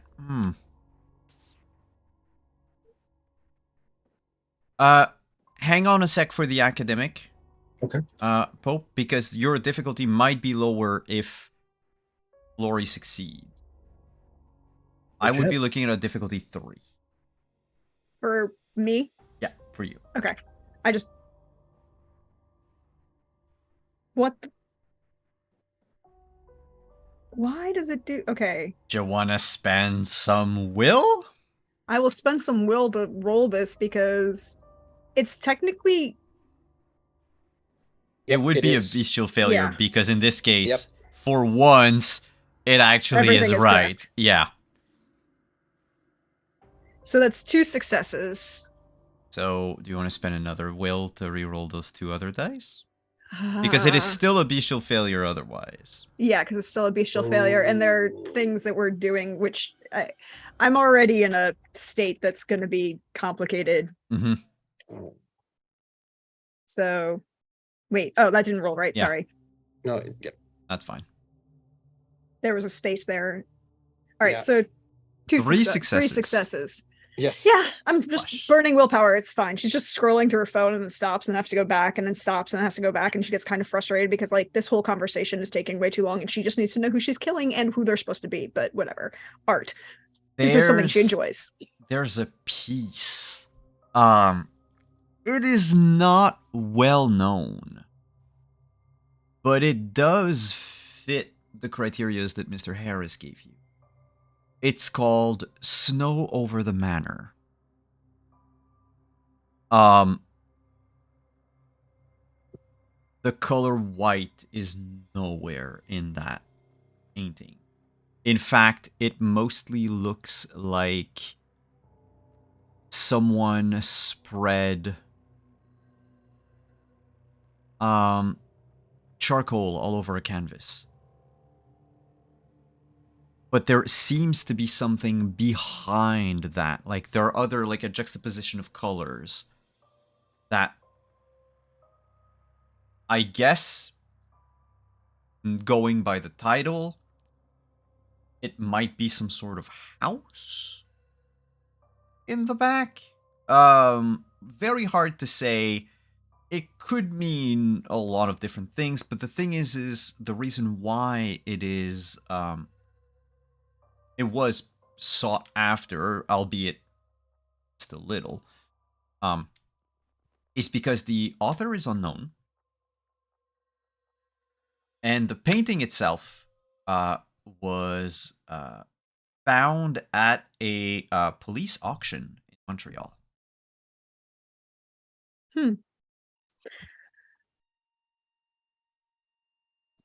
So, this?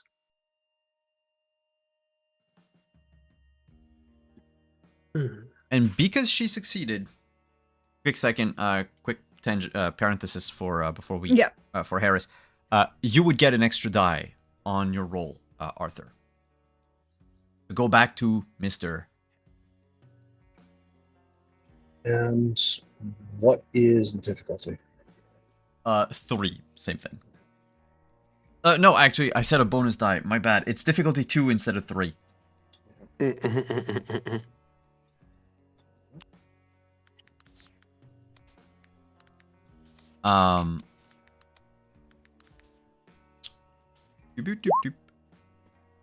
Is a success. Nice. So, I'll just for Rick, it does seem like her style, except it's clearly even you can see that it's unfinished. And that while she normally, yes, abstract, you don't necessarily need to have anything focused but there's always an intent behind it. In this case, it feels like she started with something, and the charcoal that was just smudged all over it is more like I don't like it, I'm gonna put it aside. Like, it feels like it's an unwanted piece or a botched draft. You cannot deny that he has talent, and that even her drafts could sell. That they actually sold. Not for millions of dollars, mind you, but for almost $1,000. If you think about the fact that it's an unknown author, so there's no like prestige to owning it necessarily, and it might just belong to a criminal, like a random criminal who like that was left in, and that's probably why it fetched such a price. Also, it's because it was like part of like evidence that they were getting rid of after a while. Mr. Porter, knowing this piece over the manor, and looking at the colors, and the place it was found, the city it was found in, there is a place in town called the Manor. Or at least it was called the Manor. It never contained an artist or a painter from there. It was a nightclub. From your research, very quickly, because, at first, might be the person that lived there that, like, painted, a scene from their window or something of the sort. Yeah, the manor shut down a couple of weeks after the Night of Ashes.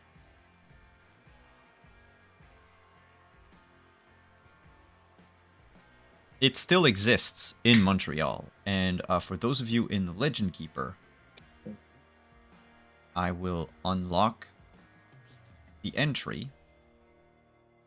Yeah, I know. My map. And then I will post it on the Discord for Tyler. You can see it, but there we go. It is called Le Manoir, French.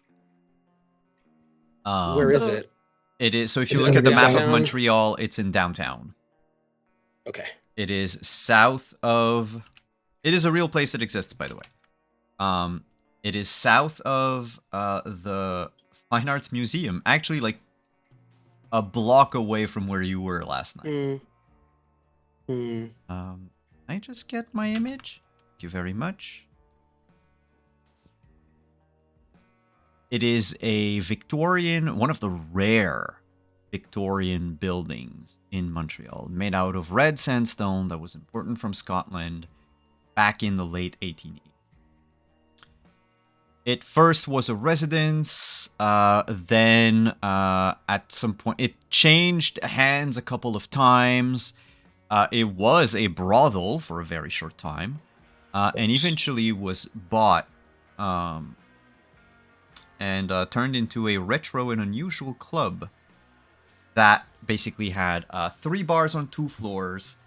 It was an exclusive club, and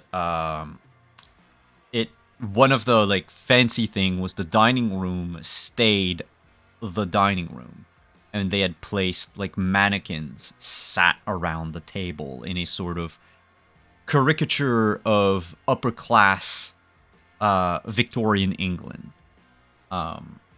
Thanks, I hate it. Huh? Thanks, I hate it. Yeah. IRL, it did close in just about where the Night of Ashes takes place, but it became a youth hostel, and then it closed permanently since COVID. We don't know what was going to happen. Hello, Raiders! We're discovering Montreal.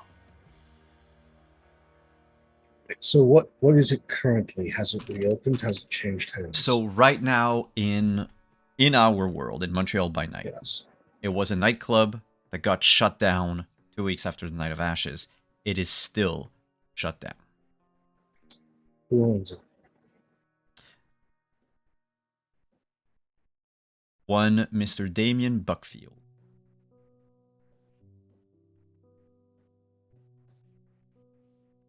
Damien Buckfield. Hmm. So, what it seems like is your target and Mr. Buckfield have ties to the manor, I'm guessing, by the close date of the club and his ownership, that this is possibly a Eye of Ashes survivor that we're dealing with. When did he buy the property? Has he owned it since before the Night of Ashes or only afterwards? He had to, because the club just closed down 2 weeks after the Night of Ashes. Could have bought it later. Like, If has he you- bought it in the last 2 months, or Now, that data would be publicly available. Yeah. Buckfield is the one who owned and managed the nightclub, and it had been a nightclub there for the last 10 years. No, this has been his for 10 years. So long-term establishment. but Good he to still know. owns it? Yep, he does. I assume he's still paying property tax on it then? Yep, it's reopened yet. But Or that at least means his money's... bank account is. Mr. Harris, there's a person's name you haven't given us, and that is the person we're looking for, and what she looks like, what she's about. Oh, well. A little bit older than me, auburn eyes, kind of bohemian dress, at least when I last saw her. That's not very descriptive. Name? You're right. I could be a bit more descriptive, couldn't I? See, the thing about descriptions is that it ultimately gets to how much you trust a person. I'm sorry, Mr. Harris. This job you have is with Mr. Porter, not with me. But to say we have to find someone whose name, or he does, whose name we don't know, is not about trust.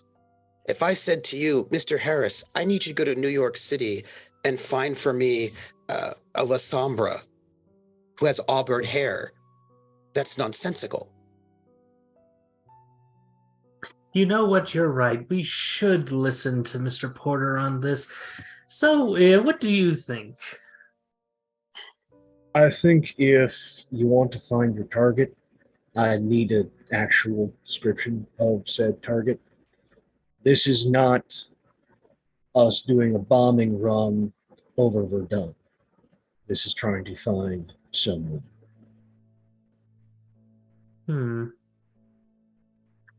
Well, I suppose that just one of you had the descriptor. You could inform the others when the time came. Isn't that true? It's all in the interest of compartmentalizing information, you understand. Harris, are you a professional? Have you employed very the service- professional. Have you ever employed the services of a professional before? Mostly I As in, dominate the them and have professional. them take actions on my behalf, but so the answer is no, you've never actually engaged a professional before. So let me give you a little bit of an understanding that your wonderful Wall Street, Denver, Yeah. actually, but go on. No fucking wonder. You lost the big when the gold crashed, didn't you? Never overinvest. Tip. Here's my other tip. My job is to kill someone. I don't talk about it after. I don't tell you about it. I don't talk about my clients. I don't tell you where you can find my clients. You want this individual back so that you could probably interrogate them aggressively for whatever information that they are taking from you and that you don't want everyone else to know. Don't care, not my problem. However, Damien could probably end up dead. Damien's probably going to end up dead if he gets in the way, although I could probably just make him think that his entire existence is a shit field and that he can give up his religious zealotry at any time. Or that Kane I actually like the has come first back. option. Let's go with that. Oh, that was...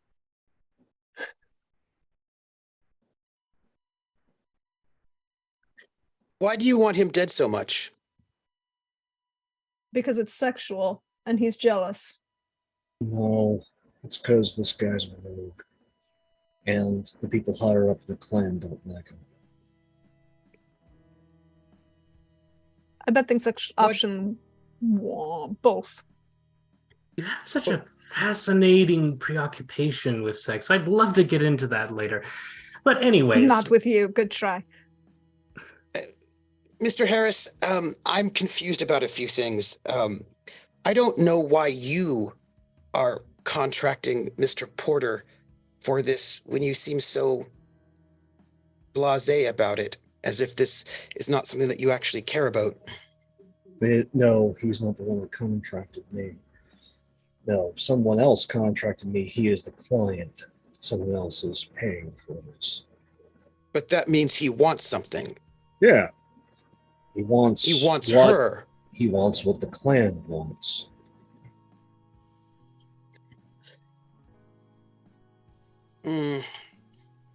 Well, I can tell that this isn't going anywhere fast, so I'll follow a page out of your book, Flory, and be blunt.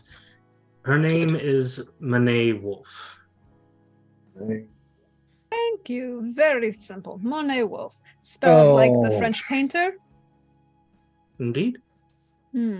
Right. Someone who's jealous of the roses and decided to take one of their names. Or her mother actually gave her the name Monet. I know 3 Monets.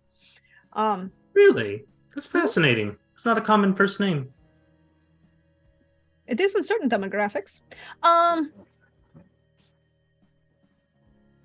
There's a really good... Wait, you don't actually... That tells me everything I need to know about you if you don't know who Monet is. Moving on. Not the painter. The singer. Great album. You should go and listen to it. All right. 90s R&B is fabulous. You should embrace more of it.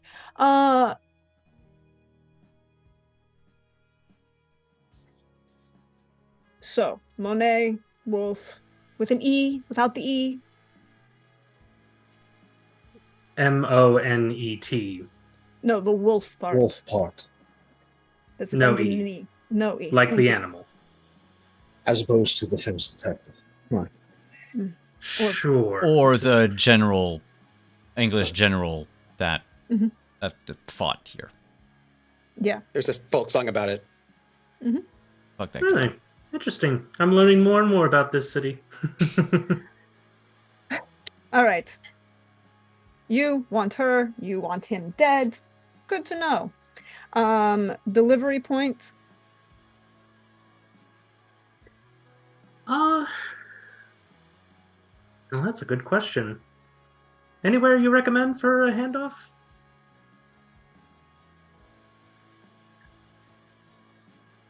Over down towards the industrial section of the island, near the railroad tracks.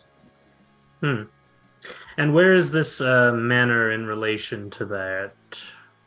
Manor is here downtown. It's about... What would you say, Simon? How far away is the manor from the drop-off? How far is the manor from the green? From the industrial part of town. Oof, from the industrial part of town. Good question. It'll depend on if you're talking about the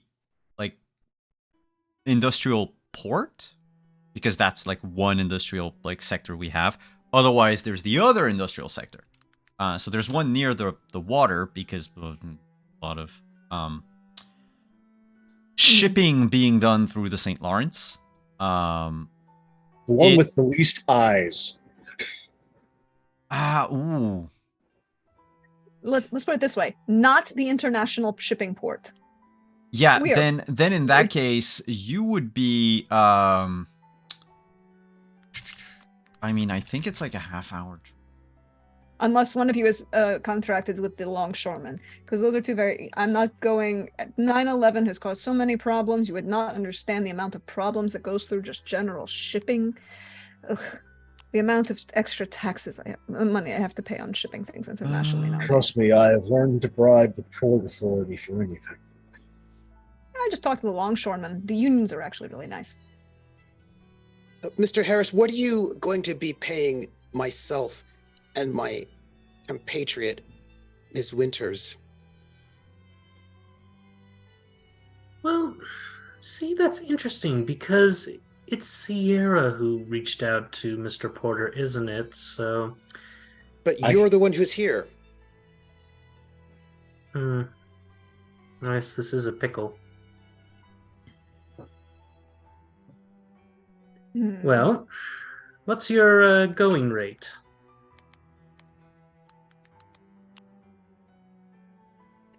Lucky looks over to Florka for her quote. The quote that she will give you is 8 figures for the retrieval. 1.2 for the murder and the retrieval. Ah, fantastic. So 100,000 it is. So let's get started No. Nice try. 1.2. Is this a joke? No, it's usually her going right. Do you not have deep enough pockets, Mr. Harris?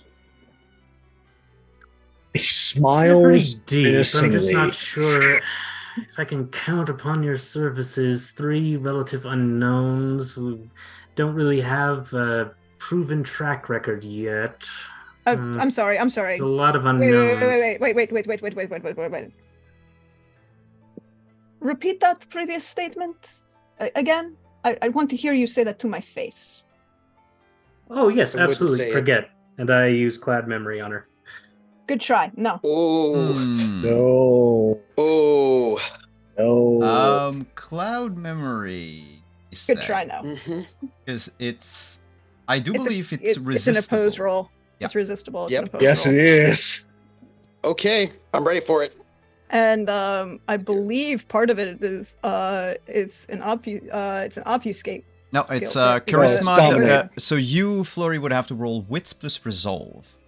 Wits and resolve. Yeah, Okay. and you, Harris, would have to roll charisma and however many dice you have ranks in dominate. Wonderful. And also make a rouse. No, there's no rouse check for it. No, it's No, there's no free. ra- It's one of my it's free. favorite tricks. Yeah, it's free. It's one of my tricks. So charisma, dominate. I'm not modifying my dice pool at all, right? No. No, You so can rouse. No. you what can do- rouse to. No, you have to That depend on your to- blood potency. Yeah, give me a sec. do for what you need to do. You will need to add additional dice because the dominate doesn't actually roll. So if you have to add the dice for dominate. You have to So add it's a them. manual. It's a manual roll, which is up to the left, and it's the little looks like a dice that says after whisper, next to whisper. Yeah, in Yeah. the top left of your sheet. So basically, charisma plus dominate plus because of your blood potency, add 1 die to it, Mm-hmm. and that will set up the difficulty for. Mm-hmm. Spicy. I should have had that popcorn. And so it's charisma and dominate. Yeah, plus 1. Yeah. So what you do? So that'd be 6 total. What's the difficulty on this? there's no It's- difficulty. You just roll. You're setting my difficulty. It doesn't Yes. matter. You can leave it as is, so it will become a difficulty 5. Cool. She is going to rouse the blood because she is a little heated at the moment. he insulted her integrity and her abilities. Just telling you. So that gives me an extra die to your wits end or resolve. full size. A lot of successes. Oh, okay. Sorry, I have to redo this. I clicked the wrong button. Wits. So good. Resolve. And the pool size modifier is the button that changed. All right. So hopefully this works. Probably not, because this is probably not going to work because that's the way my day is. Oh, Fucking so close. hell. You could spend a willpower. I can. You could. Do you You can want to? reroll one. Because you could only reroll one die, yeah, because the other one's a hunger. Yeah, but Fuck it, why not? But on defense, does it tie goes to defender? So the offender, in this case, the person of the offense, I guess, sets the difficulty to be resisted. So the difficulty is 5. So if it comes up the 5th success, then it's resisted. Yep. With gusto. Actually, now it's a critical. Yeah. No, so it's not. It's not a crit. Yes, it is. No, you've Yes, got it is, two because tens. it's 2. Oh, yeah, I do. I have 2 10s. It is a critical success. So in fact, Which it's, makes it 5, 6, 7 successes. But that also makes it a bestial. No. A messy crit? Because you have a It's a messy crit. It's a messy crit, not a bestial. Yep. It's a messy crit. Yeah, but that means the beast comes out to get that success in. Yeah, but that kind of For makes you. sense because she's a little heated that you insulted her integrity and told Yeah. her that she couldn't do her But job. what happens on the messy crit in this situation? Let's see. Just a quick second. It triggers all that stuff. Because of Hi, course. Tyler. Welcome to the party. We're glad you came. I'm very glad you This came. is what Rick does. He pushes buttons until something gives. I didn't put any plastic down on the carpet. I am upset. Lucky just is like, what's going on here? Also, like, how are we supposed to find someone we don't know their name? Yeah. Who is this guy? So I think. And also, okay.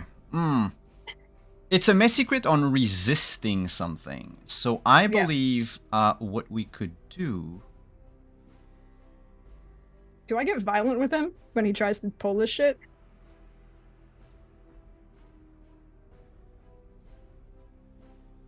This is the beast going, fuck off, fucko.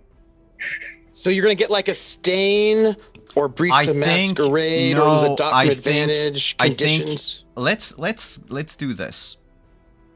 You normally have a compulsion of. Oh, yeah. Yep. What is it again? My compulsion Risk is taker. risk taker. So So I have, because here's the thing that if I could make a suggestion. Go. Because he pulls this shit and she's sitting there going, I'm sorry, tell me again exactly what you said. Oh, you're calling into question her ability and her integrity. So she's going to react physically and violently. And I think that's the moment when he pushes against her to cloud her memory. She's going to react to reject it, but also in reacting to reject it, she's going to she would pop a Fata Morgana on his ass. Oh, because you refuse too hard, so like there's a sure. Mhm, So like mhm. you And- counter and- with too much. There's a so Yeah. what's the illusion that you make appear? Probably the ooh. Is it the sun? Because this is a Lasandra. No, the Fata Morgana we for all- the sun doesn't exist anymore, by the way. No, Oh! it doesn't, You- and that's fucking and it wouldn't be, and the Ravnos wouldn't do that right now because remember their bane is Yeah, we already know I can't sleep in the same place for more than 7 Yep. nights. I can't sleep in the same square mile for more than 7 nights in a row because otherwise the sun will literally burn me alive because Yeah. Yeah. fuck off. But I think instead of the sun, what she does is when she comes up on him and like this kind of physical reaction to it, it's the entire appearance of probably one of the first people one of the first murders that she professionally did. that it wouldn't matter anymore if anybody actually knew about it Mhm. because he was just some random. But it Ottoman shows, it shows officer. what you're supposed to be able to do, or It's a random, it's a random Ottoman officer that's just death. There's a lot of blood, and then there's a lot of I will. putting him in the position of that particular Ottoman officer. I will. Visually. I will change it from Fata Morgana then to chemistry, because chemistry would provoke a consequence on him. Yeah, a Fata Morgana. Whereas sorry, Fata Morgana is just like there's a movie playing around him. Yeah. So- both recall if he fails the role on chemistry, there would be a consequence on him as well. Yeah, no, but that's it. Whereas Fata Morgana, if he fails, it just he sees the movie being played out. Like the scene changes to whatever you want him to see. But if you want him to feel something, chemistry could be like, because it would distract. It would be Yeah, distracting. yeah, it Then would be distracting. Tyler, can you roll composure plus wits? Mm-hmm. And I roll Your rouse check after, but manipulation plus obfuscate. +1. Plus Plus one in one. your case, not in Tyler's case. Mm-hmm. So mechanically, what it does normally, Tyler, is that you lose 2 dice on your next action, and also your next active action would fail. So like it's going to jar Rick. If you were in combat, it would basically means that you froze for like a second, right? Which could be dangerous. I rolled 9 dice and I got 3 successes off of that. Oof. Do you want some more willpower?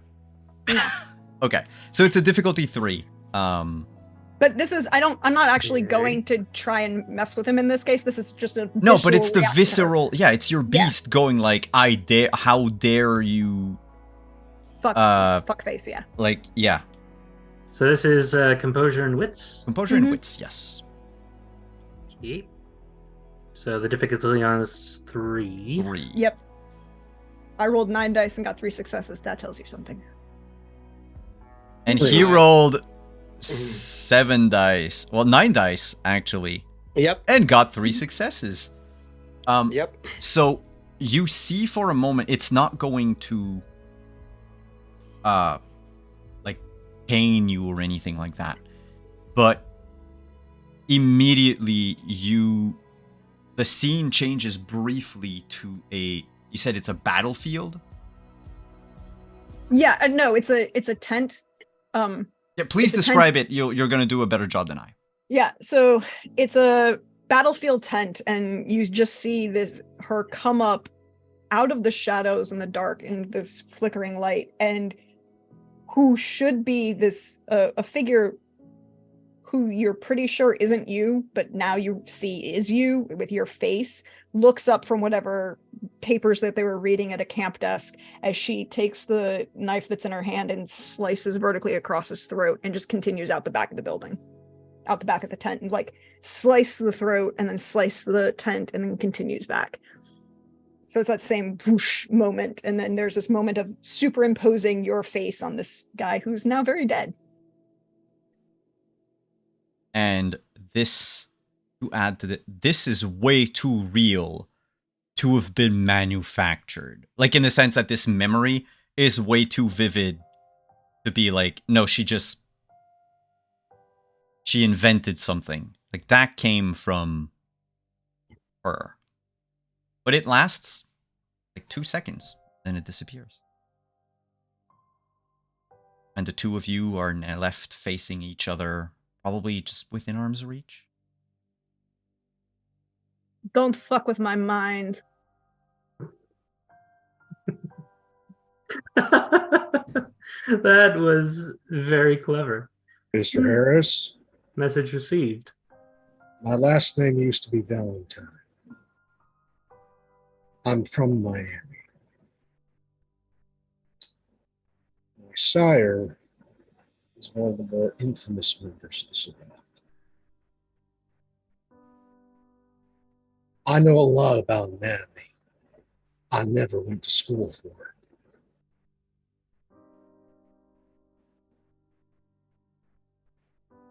Please do not come in here and insult us, because I am perfectly fine with sending you in a box back to the person who hired us. And I mean, it will be a very small box, and you won't be dead.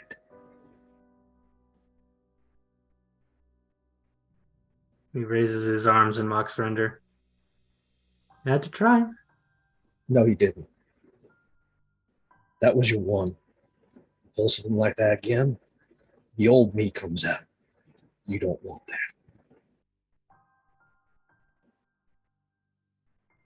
No, we don't. Fine. 1.2 million. US currency, half in advance, half on delivery. Of course. What's your resource background? Rick currently has net worth of 9 million. Yeah, that can be easily turned into liquid assets. So You just spent like a little more than 1% of. And I just say, well, they don't have to know What? that. No, I know. But for you, yes, you have the money. yeah. No, yeah. Inwardly, Rick is thinking like, you know what? This is for Monet. It's sort of worth the cost, but on the other hand, he's just fucking pissed. She's going to have to work to earn that money back. And Lucky just says, my rates are the same as hers. 1.2 million for the three of you total. No, I'm getting paid for this. If you can't afford Lucky's payment, I will cover it, but you will owe me. Give her for a favor.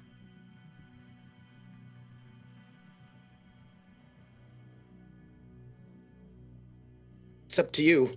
You can pay me money, which I assume you're flush with, being a financier taking down Lehman Brothers, or you can owe Mr. Porter a favor.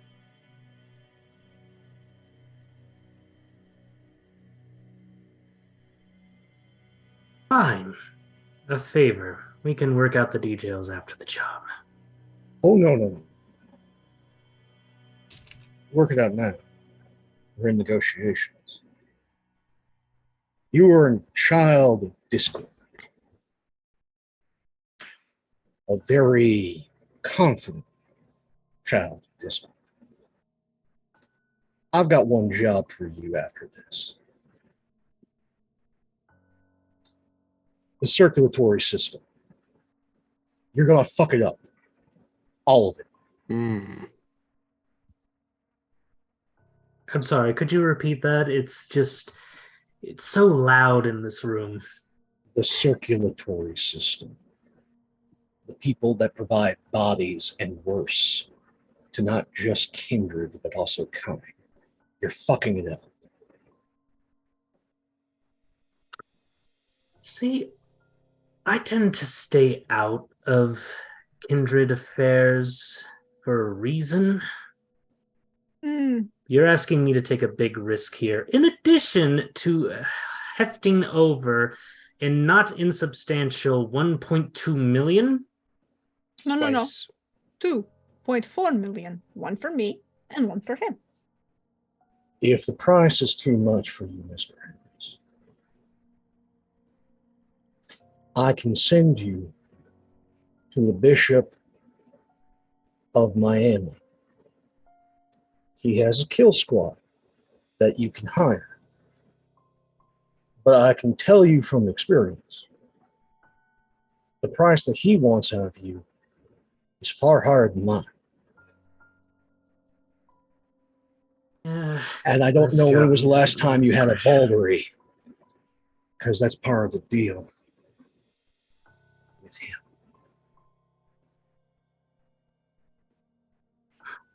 I don't do blood bonds because I know what they do to people. I'm leaving you scot-free. I said fine. Good. Agree your terms. Fantastic. Let's go get your Monet And as for Mr. Black, you want him dead, but that's sort of a gray area. Do you care what happens to Mr. Black? Let me put it this way. I'm going to kill him, otherwise I'm going to kill you. You're going to try to kill me. I appreciate the effort and the, claims. There have been 3 people who've tried to kill me in this city already. I'm still here, and they're not. Don't take threats well, Mr. Harris. So, you're going That to kill was Black. 1.5.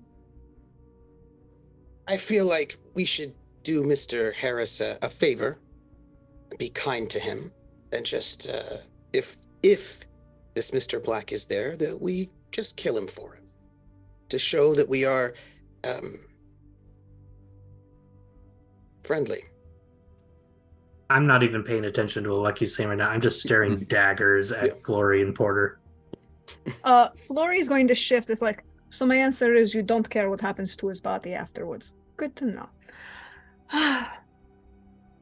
Give me a second. I need to go and powder my nose. Yeah, go do the creepy thing. I'm actually not going to go and do the creepy thing. Okay.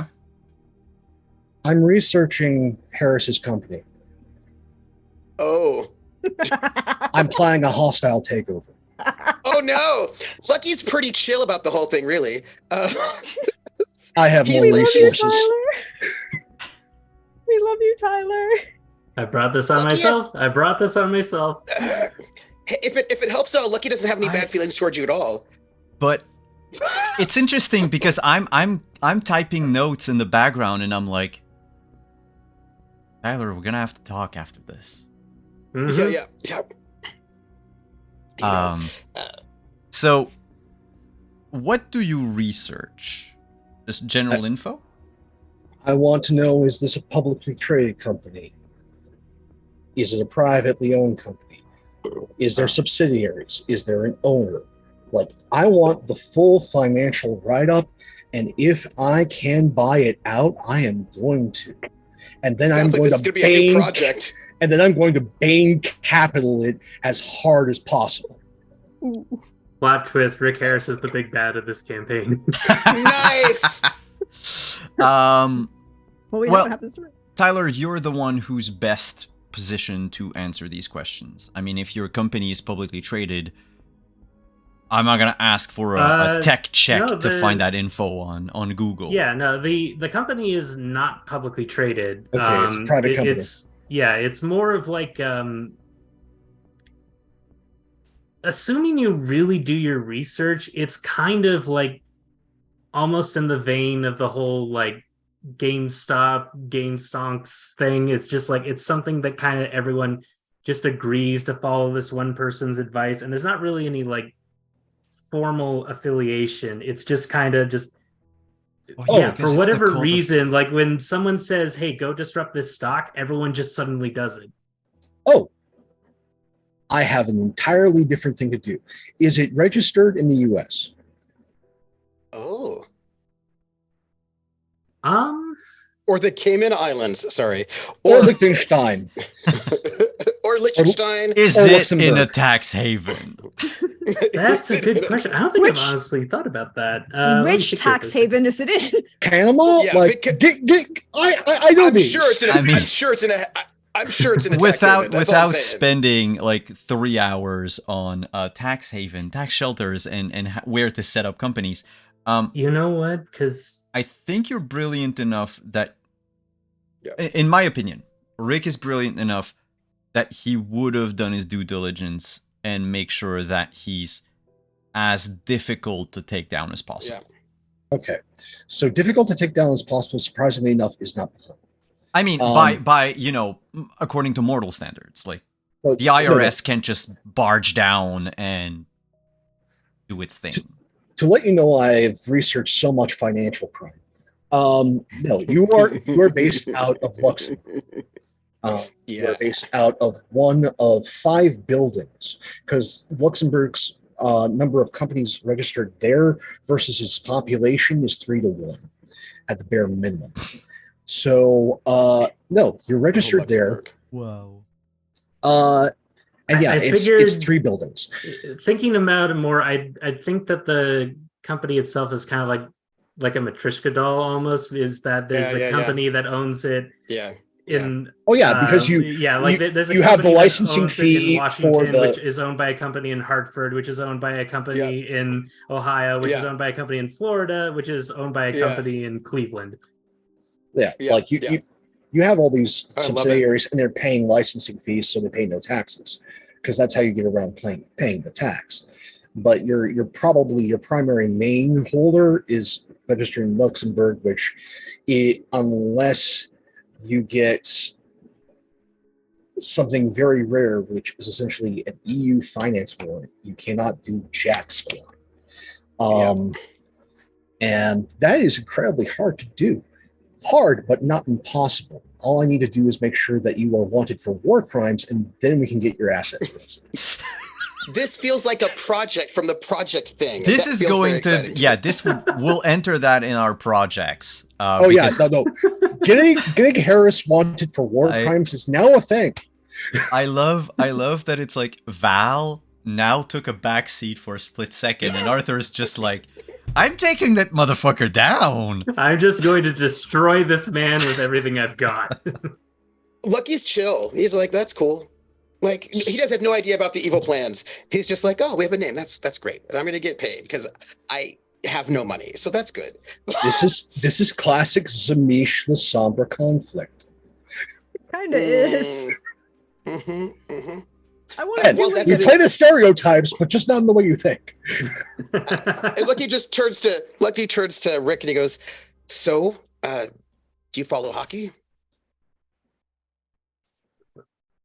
No. Why are you in Canada? I'm looking to expand my business. Oh. Look, you got what you wanted. Are we really going to waste our time on small talk? I mean, it's never a waste of time on small talk. Small talk can be very revelatory about lots of things, per people's tastes, what they drink, what they eat. We eat and drink the same things. Considering that there is going to be crimes committed, I will actually powder my face. So, can you make that rouse check for the blush of life? No, it's not the blush of life. He's messing with his actual face. Yes. I'm using this. Yes. Sorry. Yeah. I forgot that you literally. Yeah. Sometimes I forget that. Shit. I know, but it's because Arthur doesn't use a lot of his flesh crafting powers. No, because it takes him to the bad place. Yes, but it still is a rouse check though. Yes. First the rouse check and then the power check. See how good my disguise is. While we're waiting for when Rick says that, she'll look up and says like, oh no, we're just waiting for him to do the creepy face thing. It's always better when he's not standing around you to do the bit. Fair enough. And at the same time, she's on the phone, her business phone, and she's looking up Monet Wolf as an artist, right? Like, she has a bunch of art. She hangs out in art circles for reasons that are pretty obvious. And so she wants to know a little bit more about so good Monet Wolf in art circles. Hi, 6 successes to look like nobody. Hi, a crit? 7. No.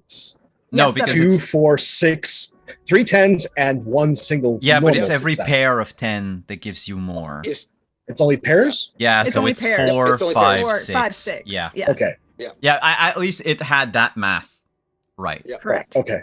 But still, that's 6 successes, and you needed 1 to change your looks. I look exactly like Rick. You can do. Oh my god. Do you also want to have other things? This is not how Rick wanted this to go. You came to the wrong city. Rick and could look, have been um, quite nice. Ooh. No, wait. Or You he- want to look exactly like Rick, which means that Uh-oh. there are maybe a couple of things. I have to drop a stat to have this. So I'm currently going to drop my strength one. No, it's because I was trying to see if Rick had like the looks merit or anything, because then that Oh, changes. nice. Yeah, that Um, changes Nice. the difficulty actually. Oh, I don't believe But you don't. so. Are you No. handsome? Oh, He thinks so, but like Nice. mechanically speaking, no, he does not have looks. Okay. So I only have to drop the one strength. oh, And yeah, as you're, you've waited for a couple of minutes, and then all I of a just say to sudden, him, oh, well, the Colorado Avalanche, you stole them from us. I don't care about hockey. Just Already. and yeah, Rick, it is a uncanny. Oh, is that how the war crimes are going to happen? No. Obviously the target He has some doesn't say that relation. out loud because he has no idea. He has no idea about the war crimes. He's But- he's just sitting there like Lucky's But- hanging out. but Rick does say that out loud. It's obvious the target has a relation to you. So being able to be in multiple places at once will distract them. Fine. You deal with Damien, I'll deal with Monet. You need to take a breather, calm, release your stress. It's a killer, Causes high blood pressure, cholesterol. Yeah, high blood pressure. Yeah. Tyler, not Rick. Oh. Monet has been painting, I believe, since the 80s, correct? Like late 80s or something like that. Because you embraced her in 85. Yeah, I believe she was painting before then, but Okay. yeah, she started painting in 1967, but yeah, she didn't get my attention or really anyone's attention until 81. Okay. Then Hmm. what would you say is her style? Has she produced anything, like, has she been into galleries, or does she have like a wing in a museum somewhere with her painting? Just to answer Flory's like quick research of Monet Wolf. She was featured in quite a few New York galleries in 81, like kind of that whole idea of like, the young and up and coming artist, like everyone's like, that whole thing in the art scene of like trying to be on the ground floor of discovering, new talent. Yet no one had like really been willing to like really take a chance and like really invest in her art. And Rick kind of was that guy. At which point, she kind of vanishes into obscurity. Like her paintings will still show up from time to time, but it's just kind of like no one really wonders like why she didn't become big or what happened to her. They just kind of notice her paintings from time to time. But that said, like our illustrious storyteller was saying earlier, yeah, they're genuinely beautiful paintings. So that's kind of the main reason people still talk about her is like, oh, she's really good. Why didn't she become big? Would it be not uncommon?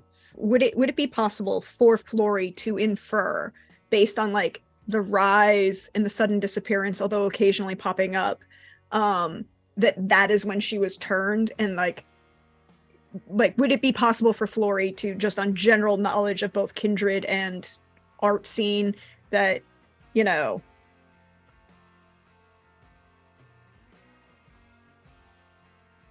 I mean, she's not a toreador, so you don't have that strange shift that happens yeah, but when they turn. She's just looking at like, ooh, you should have been making you had a you had a debut, right? Like you debuted in galleries but you're still producing stuff, but you're not doing other gallery stuff. You're not seen in public as frequently. You're not going out to all of the major art gallery, I gala think, events well, that would be, if like she- just general. Yeah, if she started doing galleries like in New York in like 81 around that time, she was embraced almost immediately. So Yeah, it's that's more kind of of a it could be an embrace. It could be that it's one of those like hermit who just you saw them once in public and they're like, I hated it. I'd rather produce my stuff and show it and not have to be there myself. Yeah, but by the same token, we already know that she's a vampire. I mean, you look at her age, the year she was born, because that's available. Available, yeah. So then it's chances are you're not looking. It could be a ghoul. It could be a ghoul. But clearly, this Monet is not natural. Yeah. So okay. Yeah. So she's sitting there and going, but doesn't Rick tell us that she's a La Sombra? Yeah, she's La Sombra. We know that she's La Sombra. Rick told us that she was La Sombra. Oh yeah, right. Yeah. No, you did. Yeah, You said that. You just did not confirm that the other person was La Sombra. Yeah. No. He confirmed that she was with a La Sombra. Yeah, and that she was kindred. That And she was clan because it was a clan fix, and we need to go clean up a clan. Someone who is not acting, against their clan. But again, could be a ghoul belonging to a La Sombra. Yeah. Okay, but Flory can make a judgment that she was turned at this point, roughly. If she, or ghouled, that she stopped being fully human. Yeah. So, good to know. And she kind of earmarks a couple pieces that she thinks a couple people that she knows would like and shifts them over because she's still working. And then she looks up when Artie comes in. Artwork. 2 seconds just before Artie comes in. There is one piece that she did that is not abstract. Not completely abstract. And it is called Portrait of D. Just the letter capital period. Leather and eyeliner. It's Lori saves that not as her style. It looks like it looks like it was seen through a very blurry lens. And it is not something that was something that was commissioned for a private person. There's just like a picture that someone snapped. It's not good quality, but it's the one thing that she did that. So it's the only portrait that's available that anyone's ever seen of hers. Yeah, except to Rick anyway, she never made that. Even if you don't share it, she always had, to Rick and to probably everyone, she only ever made abstract art. Flory does not share it. She saves it. She screenshots it to her phone and then sweeps over, and because it's made for a commission, she puts it away because she has other thoughts what she's going to do with it. But when Artie comes in, she looks up and goes, all right, and then goes back to the whole point we had about Damien and lowering your stress. Oh yeah, right. I forgot that I could do this. Oh.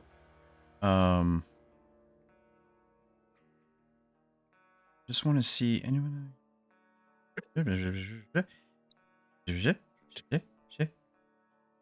Okay, chat. This is our database September, October. Of all of our NPCs, locations, anything that is not hidden can be seen. So all of our public information, notes. I might just edit just a little thing. Wait a minute.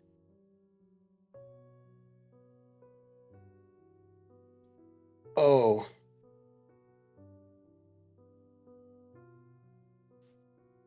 Yeah, that There you go. image of Damien. There you. um, So theoretically, the player's notes are still hidden from the viewers, but everything else that isn't hidden to also the players is visible. I forgot that I wanted to share that, and so that way, even Tyler, you can see Mr. Black on there, and then when we unveil, Monet and other stuff, they'll be there. Also, Tyler, I'm gonna need a picture for Rick. It can be a picture of yourself if you want to. in dress shorts. By the way, Lucky pulls out he's got a small little radio and he puts in a little headset in and he sort of is scrolling through the radio and listening for stuff. He's trying to get some information. He's doing some of his own research, serious research really quickly on the radio. Mm-hmm. Oh, A and couple minutes. when Artie comes in, Flory turns and hands Lucky a Samsung phone, a Galaxy, and it's in a case. It's in an otter box, fully prepared, and it's a big Toronto maple leaf on the back for our team. Puts it in one of his pockets. Not No. thanks. See, and there's your hip. There's your You put that on your hip. You click it inside and clip it, and we'll teach you how to use it later. Mr. Harris, I have bad news. Yep, I do. I have More bad bad news. news. Yes, indeed.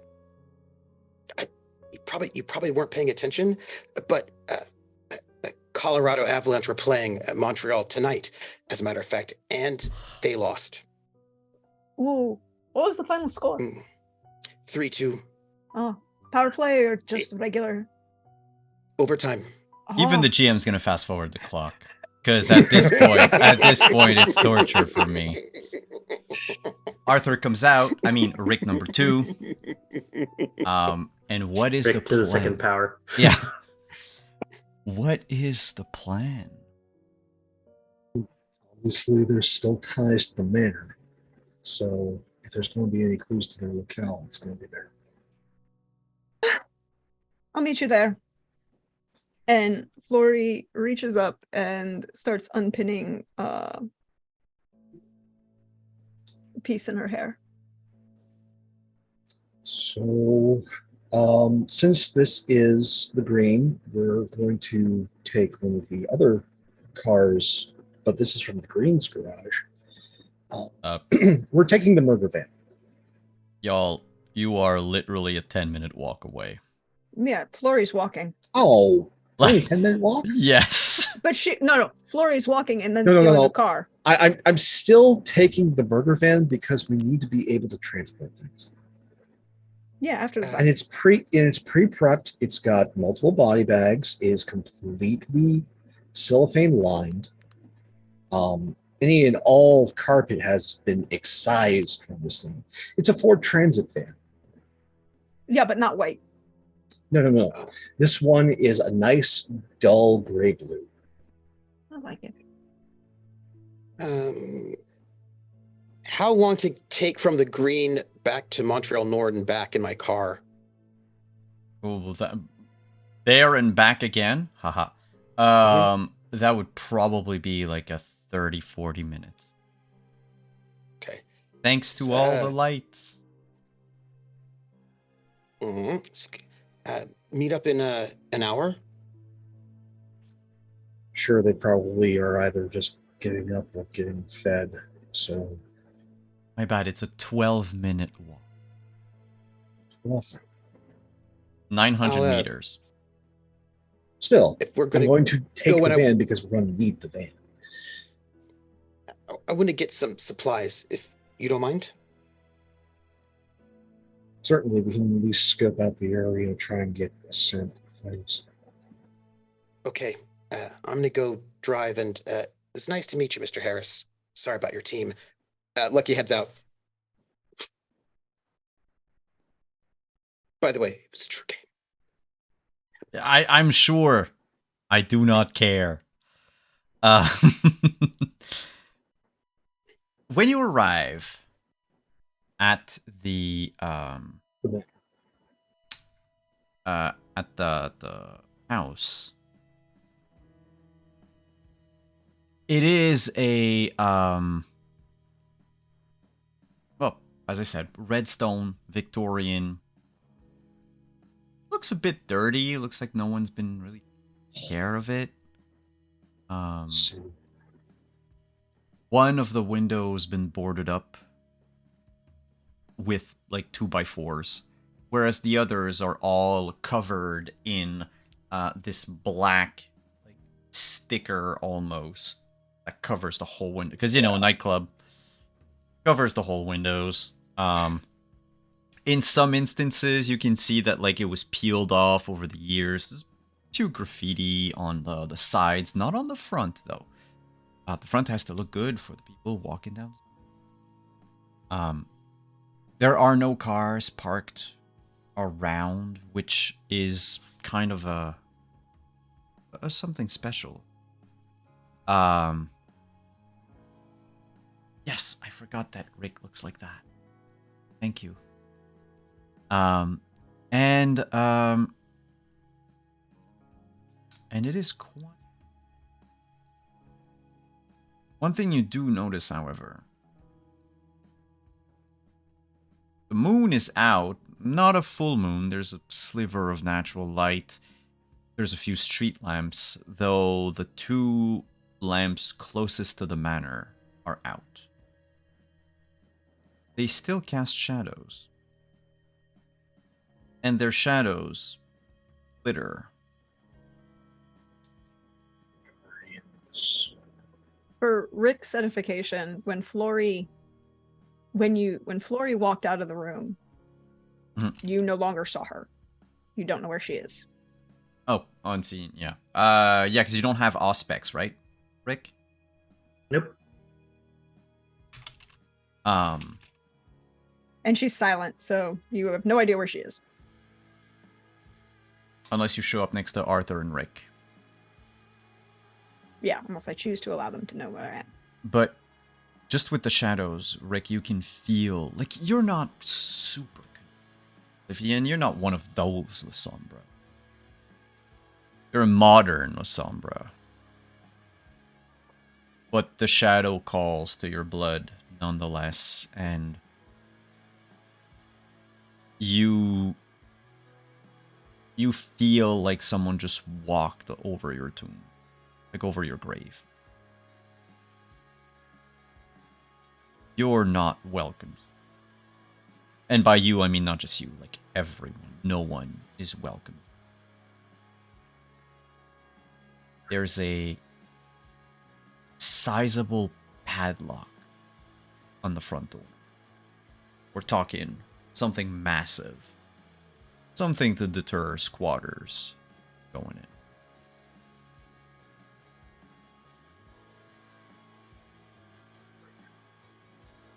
Well, I don't feel like padlocks are a problem for Flory. That's just my feeling. This whole place is essentially a Lasombra minefield. He's got oblivion for days. Oh, sorry, for nights. Well, there is a way around that. Mm-hmm. There's a couple of ways around that. I'm going to let my associates do the nice thing before I do the not nice thing.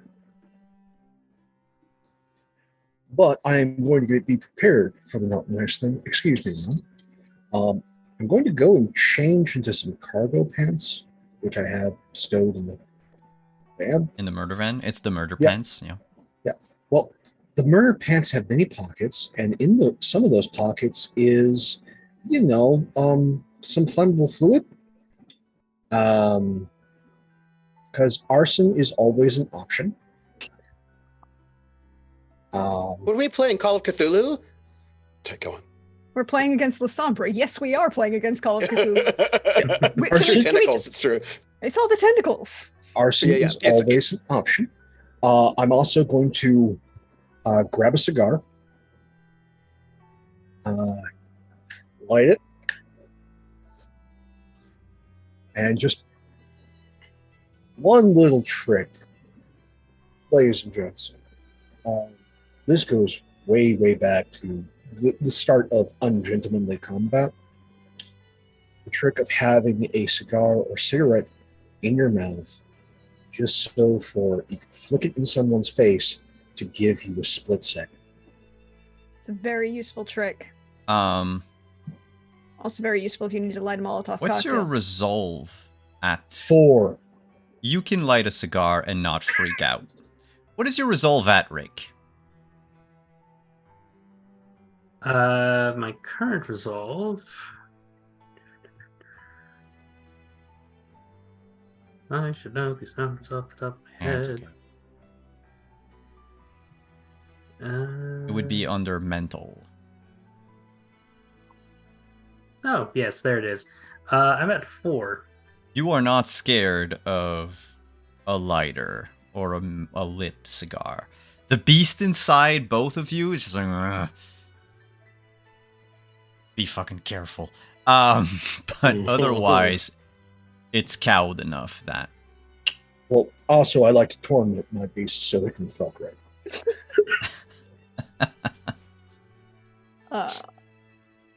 Flory waits until Lucky pulls up.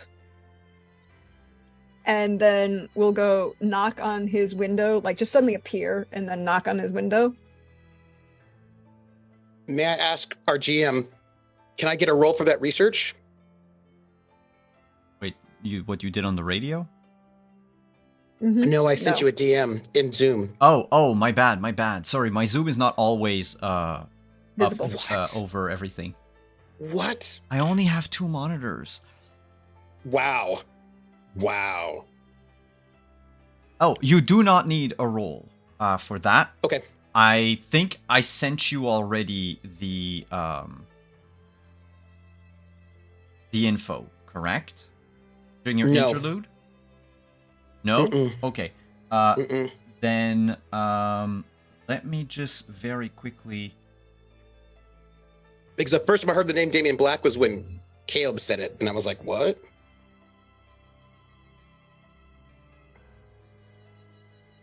I have a book. He might be mentioned in it. I want to Okay. check before we go in there. Yes. Between 1890 and 1908, Hetty has her eyes on a man by the name of George Dixon. He's a boxer. Mm-hmm. Mm-hmm. But so was a mysterious Lysombra that she didn't know who it was. Eventually, she learned that it was Black, whom she has known for a while at that point. And they will fight over Dixon until Black ruins his life completely. Dixon will end up dying in the streets of New York, poor and sick. And so 9 years later, Eddie falls back on embracing you, Lucky, instead. Mm-hmm. Mm-hmm. Mm-hmm. Uh-huh. So I knew about George Dixon, but I did not get Damien Black's name. That's interesting. I knew he was in a conflict with, she was in a conflict with someone, but But now the pieces are Coming together. Yeah, click, click, click. Yeah. anything else about Damien Black? Anything? Not in there. No. Mm-hmm. Wait, Mhm. unless pure italics. Nope. Nope. Nothing else. Okay. Didn't seem like they were friends though. It didn't sound like it. No. It sounded like by 1890, they were no longer associates. So they had a falling out. Yeah, But a yeah, falling out that wasn't necessarily, I'm going to kill him. Like, it's more of a, not even a friendly rivalry. Like, they had a falling out, but they still had respect for one another. Mm-hmm. And then they were fighting over the same person. The It was same a love kind triangle. that they were trying to convert, to embrace. Okay. But I am a carpenter, so I have my supplies. Mhm. uh, Knock. the window, I imagine, Yeah. rolls down. Yeah. How many How many washers are you willing to sacrifice for today? Um, what size? And he just pulls. He goes. He's got his like He's got his carpenter sort of like box. Oh no, You actually, know. can I take those? Can I take? Oh, thank you very much. I'll take those nuts. And she'll Oh, like. What are you going to wait, do with those? got something for you. Hmm? Present. Hold on to it until after I do a murder. No, I think you need it before the murder. Oh, okay. Because I was going to talk to you about a bunch of things. What? Present. I hope you like it. I made it myself. Okay. He goes Thank in you. and he pulls out a steak, which he hands to you. She takes it very gingerly. Thank you. You're welcome.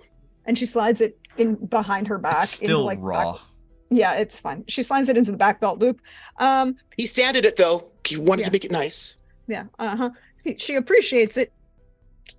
But there's really this awkward. You can feel that there's this awkward level of thank you for thinking of me, but it's really awkward that another kindred is handing me a steak. We're okay. But she like takes a handful of the heavy duty like nuts that go on like ratchet bolts. Yeah. And she comes up to Rick and pats him on the shoulder, is like, watch. What is she going to do with a bunch of washers? She shatters all the windows with the washers. He hands a Never steak mind. to Artie. Appreciate it. In the night, Does not hand a steak. the sounds Rick. of several windows shattering. Good to know. What am I supposed to do with this? I usually have other people do this sort of stuff for me. Oh no, he doesn't give Rick a steak. He gives Artie a steak. But I imagine there's no sound, right? Because Yeah, there's no sound when Unseen passage only makes it so that your own sound. So it makes no sound when I throw it, but it'll make a sound when it hits the window. crashes. Yeah. But after she throws it, she's moved herself away and has activated unseen passage, so she's not standing in the same place. Because even though, and she'll be like, "You might want to duck and hide," as she throws the things. Considering that there are a lot of windows in that house, yeah. do you break just first floor or do you do second and third floor? Oh no, first and second to kind of and like basement. There's basement. No, she's just doing like first and second, like just like a handful, 4 or 5 of them at a time. 1, 2, 3, 4, 5, 6, 7, 8. That would be 8 windows, 8 washers.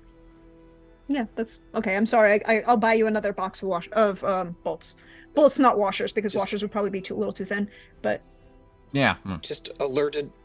Whoever's in there knows we're coming. Yeah, that's the point. Can everyone make a wits and awareness roll? Mm-hmm.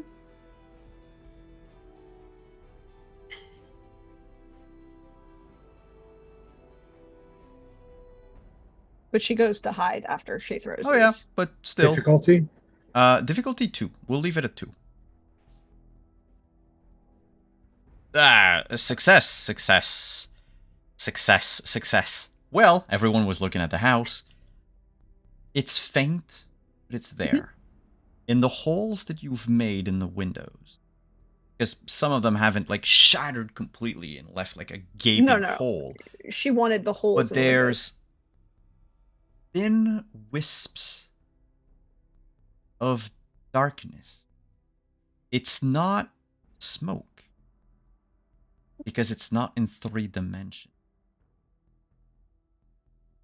Imagine a 2-dimensional, translucent, inky blackness that wafts out and basically crawls on the walls, sometimes hitting like the sidewalk and moving away, like snakes fleeing.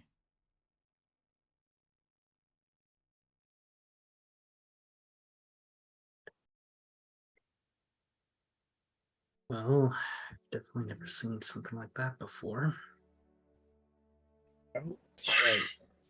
Normal? I don't know. I make shadows to be scarier. This is very advanced stuff. I take out my Advanced flashlight from my shadows. kit. It's advanced shadows.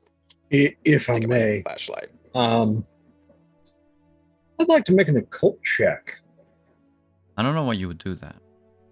Flory is also doing the same thing. Yeah, go ahead. To What do you want to know?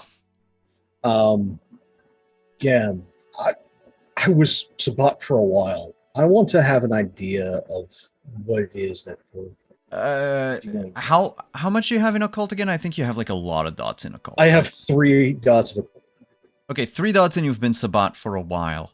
Yeah. Listen.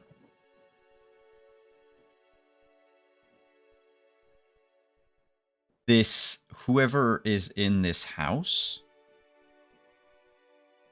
is older than an elder. To be able to do things like this, you're reaching Methuselah level. Oh. And well, you don't know if Damien Black could have, but definitely Monet inside. She's not old enough. She might not even be a kindred. And if a Methuselah was in Montreal, like people would still have known. This ancient vampire would have needed to feed. Yep. So, but having a Monet there might be their juice box. yes. Or However, Damien. Not totally gone. at that point, they would have already emptied Yeah. her, and would have needed to hunt other. Like, there's a discrepancy here because there's a time period after the Night of Ashes where they might not have been able to feed. They could have remained in torpor, and this is just them in torpor doing this almost unwittingly. Or perfectly wittingly, but from their mind. So. Oh, or this is a portal to the underworld. No. I mean, I'm just giving you all of the options. I appreciate it, but Flory, after she sees this, comes back and appears next to you and goes, looks at the actual Rick because she still like that level of like you've changed. There's your a Rick face with already. cargo pants, but there's a Rick with no cargo pants. Cargo pants. There's a Rick and with a hat and without a hat. Yeah, and with a cigar. There's also a Like one's wearing cargo pants. There's one's wearing summer dress Rick shorts. and there's business Rick. yes, there's going to be an entire gauntlet. It's okay. Yes. She comes up behind Artie and then looks at Rick and goes, I'm going to tell you something very kind. Sure. You do not have to pay me $1.2 million.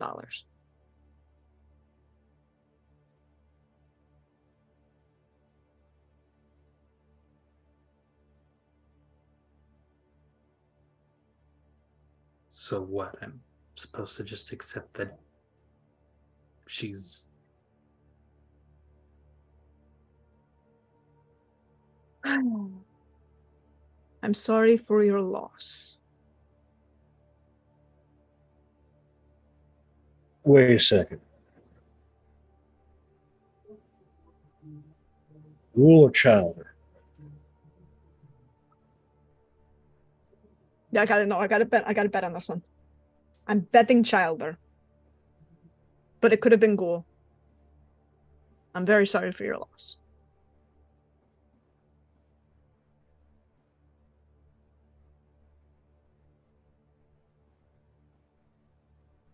You must know. Yes. She is my child. Not anymore, she's You not. should have led with that. No, you There's- should have led with that. There's a way that we can figure this out. There's a way that... There is a way we can figure this out, but you're not going to like it. And Flory will put it starts as a comforting pat on Rick's shoulder. You know, just comforting pat, comforting pat, comforting pat. And then she makes eye contact with Artie. Goes, in Cant goes, there's no fucking way I'm taking on that shit. You know. Give me a sec. This, the person who came to me was right to come to me. This is not a job for the team. This one's for me. Lucky's going to go around the back to just scout out the back of the building. Oh, if you start to leave, Flory will grab you. Like, looking. reach out and physically grab you. This one, again, you're not going to own me. However, I'm looking up. if this goes right, your child will.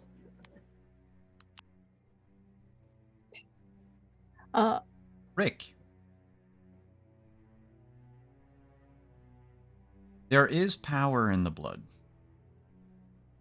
There is a bond between the sire and the child that cannot ever broken. It's not a bond like a blood bond that would force the child to do things against her.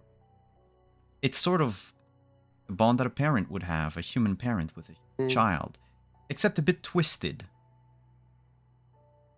Because it serves to make sure that they do not backstab you. And it serves to know when they're gone.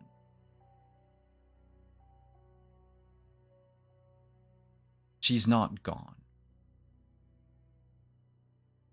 I don't know where she is, what has become of her. She could be in this house, she could be elsewhere. But your blood knows that Monet is still alive.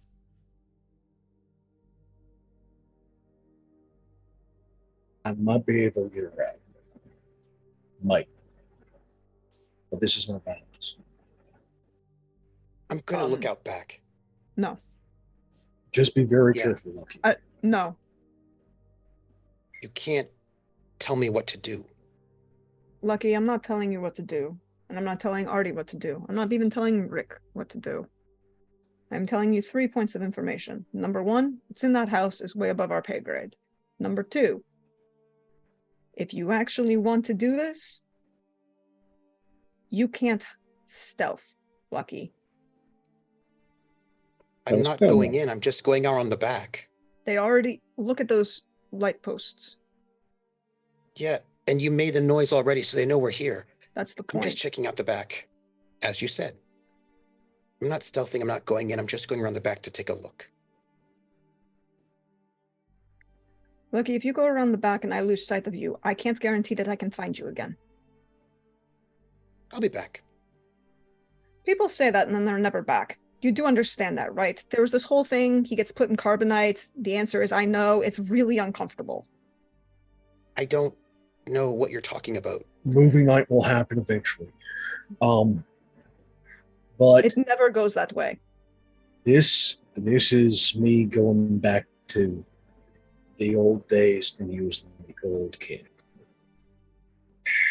Hopefully I can negotiate for your child's release. Exchange for what? What are you saying? That's that there's something older than, more powerful than all of us? How? Or it's tied to something older. You're dealing with the occult. This is why I have a feeling Valois put this in my lap. This is old Sabbat occultism. I might be able to negotiate for her release. Leave the cigar. I'm going to leave the cigar. I'm going to change clothes. I'm going to change face. Give me a second. If it's a negotiation, that's what I do. This is what I do for a living or unliving. You are too emotional to deal with what's in that house. You are not going to just tell me to stand here while someone else decides my child's fate. That's precisely what I'm doing. Quick question from the storyteller. Lucky's going to look around back. Cool. Get to that. Rick and Rick. How loud are you? Apparently loud enough that there's an escalation. Okay. Also, Flory has been watching that house, and she's trying to keep an eye on Lucky as he goes around the back. She's watching that house. She's watching Rick, and she's got 3 things planned if Rick takes a step towards that house. Some of them might be safe. None of them are good. Since the windows have been broken, sound Can come out, yeah. travels. Come out, goes in. And after you've raised your voices, you hear a feminine voice from inside. Go, Daddy? Flory will take a second and just turn and raise an eyebrow as like... It is not the voice of a child. No. It is the voice of a grown woman. Yep. With a German accent, but I cannot do a German accent. Fair. There's this awkward look of like, really? Really, Rick? Real Rick. I never told her to say that. She just came up with it on her own. And then you hear it again. Rick? Stomping the cigar out. Okay, this is going to be awkward now. As I start rearranging my face back to my own. Flory purposefully looks at the house and then looks for Lucky, just like to track his path. Lucky, going out back, you need to take a bit of a detour because the house is rather long. But you do. And with your 3 successes from earlier, that will keep for your awareness check. When you get around back, you notice that there are like a few like back exits, of course. Like the place was up to code anyway, even way back when. All save 1 doors have been properly condemned. The last one, as a carpenter, you would notice someone barricaded a door with a couple of 2x4s. It's a door that pushes inward, not outward. Basement? No, first floor. It's, someone who just walks by might not notice, but clearly you could, It's with a the bit main of entrance. effort, open the door and then just crawl under the 2x4s and go inside the house. Yeah. This is why you do a 360. I would like to look up at the windows. I know that they're going to argue for a little bit longer. I might even hear them. Yeah. There's no sound aside from them because there is no sound around the house save for those voices. I'm But you going also- to go ahead. You would also hear the minute the daddy thing starts, you don't hear Flory at all. Do I hear the daddy? Yeah. Okay. I'm going to... And it is coming from say inside a the few- house, by the way, for everyone's... It's coming from inside the house, the phone call.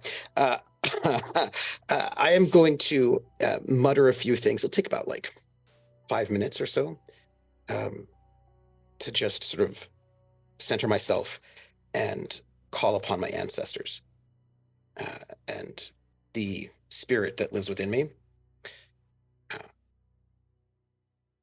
The Loa, the sort of fragment of a god that sort of sits within myself, because they have connections to things that I do not.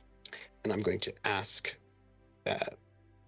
give praise to my ancestor, to this piece, and ask for their aid and vision in this moment. And I would like to roll Ancestors' Vigilance to see if there's something unseen. Yeah, I believe the role is... Resolve Aspects.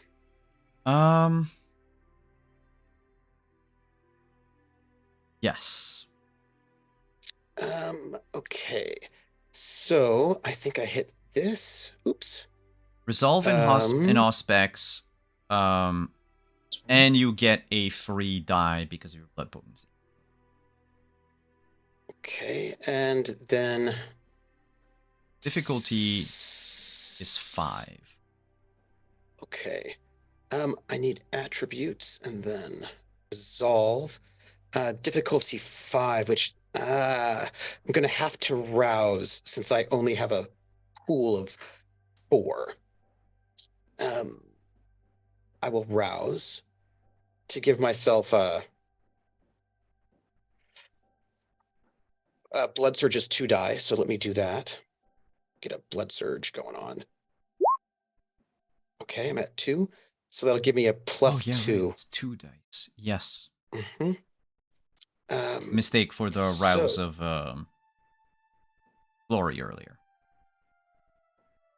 And then I get a plus 2. And difficulty 5. Yep. 4 out of 5. I'm going to spend a willpower to re-roll those 2. Mm-hmm. Mm-hmm.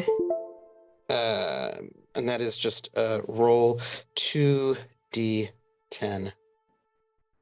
That's one more success, so that is 5 out of 5.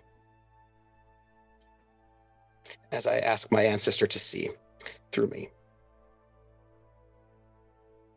I think we're gonna have to end on this tonight. Mm-hmm.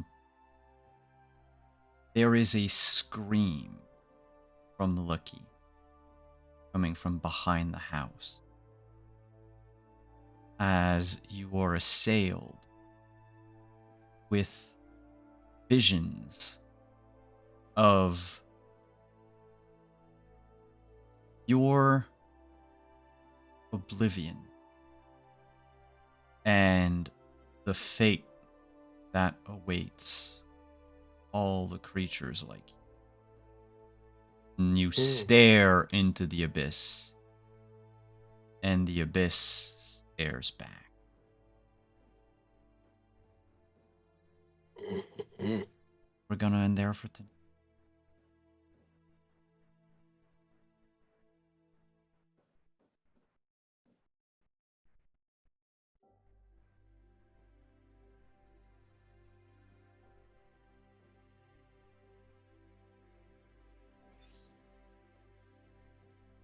How's everyone doing? So excited. This has gone in the worst way possible, and I'm so here for it. We went over as usual. Yeah. It's been a while. It's been a while. But let's do outros for a sec. I'll do my spiel last. We'll do the same order as we did the intro, so we will start with Lori. Oh, this was so much fun. Thank you, Tyler, for coming and playing. This was a lot of fun. Thank you for being the best worst kind of Lasombra. That put against a Ravnos this was gonna end badly. But in the best possible way. Thank you for being here. Hey y'all, you know me. I'm at Deirdredonlin on Twitter or Praxgorthesmia4. You see me around on Twitch. Your wonderful Prax the Bard over on Hive. Your friendly neighborhood Prax. This was fun. Thank you. I loved every minute of it, even the point where Florrie's like, yes, I get an evening at the Ritz. Fuck, Val's here. Oh, look, a job. Fuck, it's for Lasombra. Okay, I'm gonna make money. Oh, no, he got to fuck.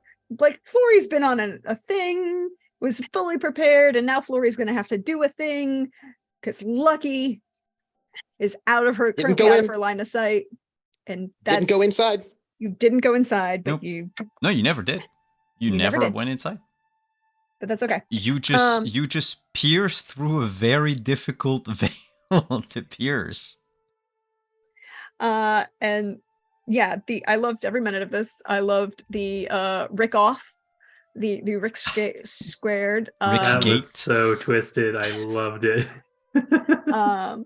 But as for me, you can find me to probably on Thursday streaming here on my channel in the afternoon, or on my channel over Praxgorthesmia4 in the afternoon. talking maybe some game dev for some things that I'm working on for, which will come after Witcher.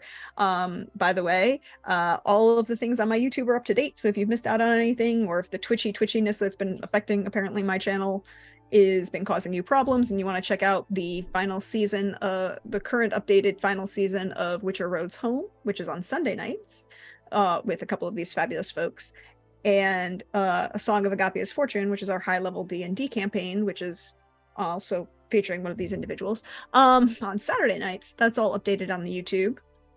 And then, so you can find me on my channel at Saturday on 8 p.m. Eastern for Song of Agapia's Fortune. I believe the plan is to take on a lich. Maybe. Then on Sunday, tea was had. I put up a bunch of reels from last night's fallout of what happens when a little white lie is too well believed. I just want to put that out there. Also, 15 minutes of Lindy and I rolling on the floor laughing because of what happened. But that's Sunday nights. And then back here on Monday for more things where Flory, Flory might just say that fuck Montreal at this point. Like, there's so much going on, but she likes Artie and she mostly likes Lucky, so it'll be fine. Possibly. It'll be great. Thank you for coming. Thank you for being here. Thank you for taking time off your Monday. But next, we'll move on to Mr. Porter. Hey everybody, Pope here, Pope Roadbill on Twitter, Pope Roadbill on Twitch. I work on your streams. First business, then love. If you want to see more of this silly face, well, yeah, tune into Practical with us before on Saturday for Song of Agapia's Fortune. A very grumpy wizard is going to have a terrible time. It is going to be delightful to see this terrible time. So definitely tune in. And then be back here Monday for more of this amazing story. Thank you, Rick, so very much. You have perfectly fit right in and keep with one of the beautiful themes of this game, which is people being the stereotype of the clan, but not in the normal way. Like Rick is 100% Lasombra. Like, he is a keeper through and through, and Tyler, you did an amazing job playing that constant delighted antagonist, which so many keepers are, because they come in many forms, but so often people lean into the mystic or the seductor, but you went straight on to just this slightly twisted, megalomaniacal keeper, and I am all here for it, and I absolutely adore Rick. And then, yeah, Revelations. We're starting to get some stuff with Lucky's background coming out ever so slightly, and maybe an antagonist. I don't know at this point. This is so juicy, and I need more. And of course, Lucky is going to go around the back and is going to do something that is going to give us information, but there's going to be a cost. That is the Bruja way. And then Flory, Dorian. Well, not just that, but also this is bad. Ah! Yeah, that's that bad. And then Flory again, just being the pro, and also seeing, like, when the Flory's beast gets pissed, what does that look like? Oh, that could have gone so much worse. We got lucky. And it has been so It's so fun to be here for all this info, Simon. Thank you for just digging through like all of this lore and and bringing out what this system, what this series of games and things, so little of it gets featured. And you have dug through all of it and have made this world whole and expansive. And it is so delightful to get to play with you and all these other wonderful folks in this delightful sandbox. And thank all of you for being here, where live VOD YouTube store is nothing without its audience. You're much part of this as we are. Take care of yourselves and one another. See you soon. Thank you for coming, Pope. Thank you for being here. Thank you for taking your time. Lucky, you're next. Hey, I am Trooper SJP, and it has been a delight to be here. Wow, so good. I will give love first. First, I want to give love to Tyler for being amazing as Rick, and I hope we'll see him next week. And also, he said a thing. He said it was his child, and then Lucky's like, well, I got to go look out back then, because if it's his child, you just can't abandon that one, because Lucky cares about family. So he would not have gone back there if you hadn't said it was your child, and then you did, and he's like, well, now I got to go look. And so love for that sort of moment. Also, I love your like chipper corporate, super angry underneath guy. Love it. I also am really excited for the stuff that's going to happen, the things. I don't even know what they all are, but I feel like you and Artie are going to be best friends in that kind of Crystal Carrington, Alexis Colby dynasty way, where you're not friends at all and you try to destroy each other. And I'm very excited for all of that business.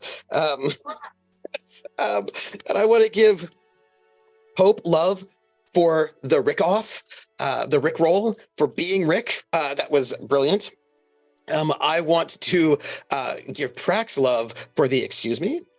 What did you say? And then, oh yeah, no. Oh, and you're like, oh, she's like, let's just step back while that happens, because one knows, just one steps back when Flory gets insulted, because it never goes well for anybody. And I want to give love to our GM, who, who I think with a lot of sensitivity and like care gave us Chris Angel. And I think that that's really important, I think that if you have a vampire game without Chris Angel, then what are you doing, So I want to thank you. And you can find me, what is today, Monday? You can find me Wednesday at 8:30 p.m. Eastern over at High Shelf Collective for Cyberpunk Red, Shadows of the Red Death, GM by Simon.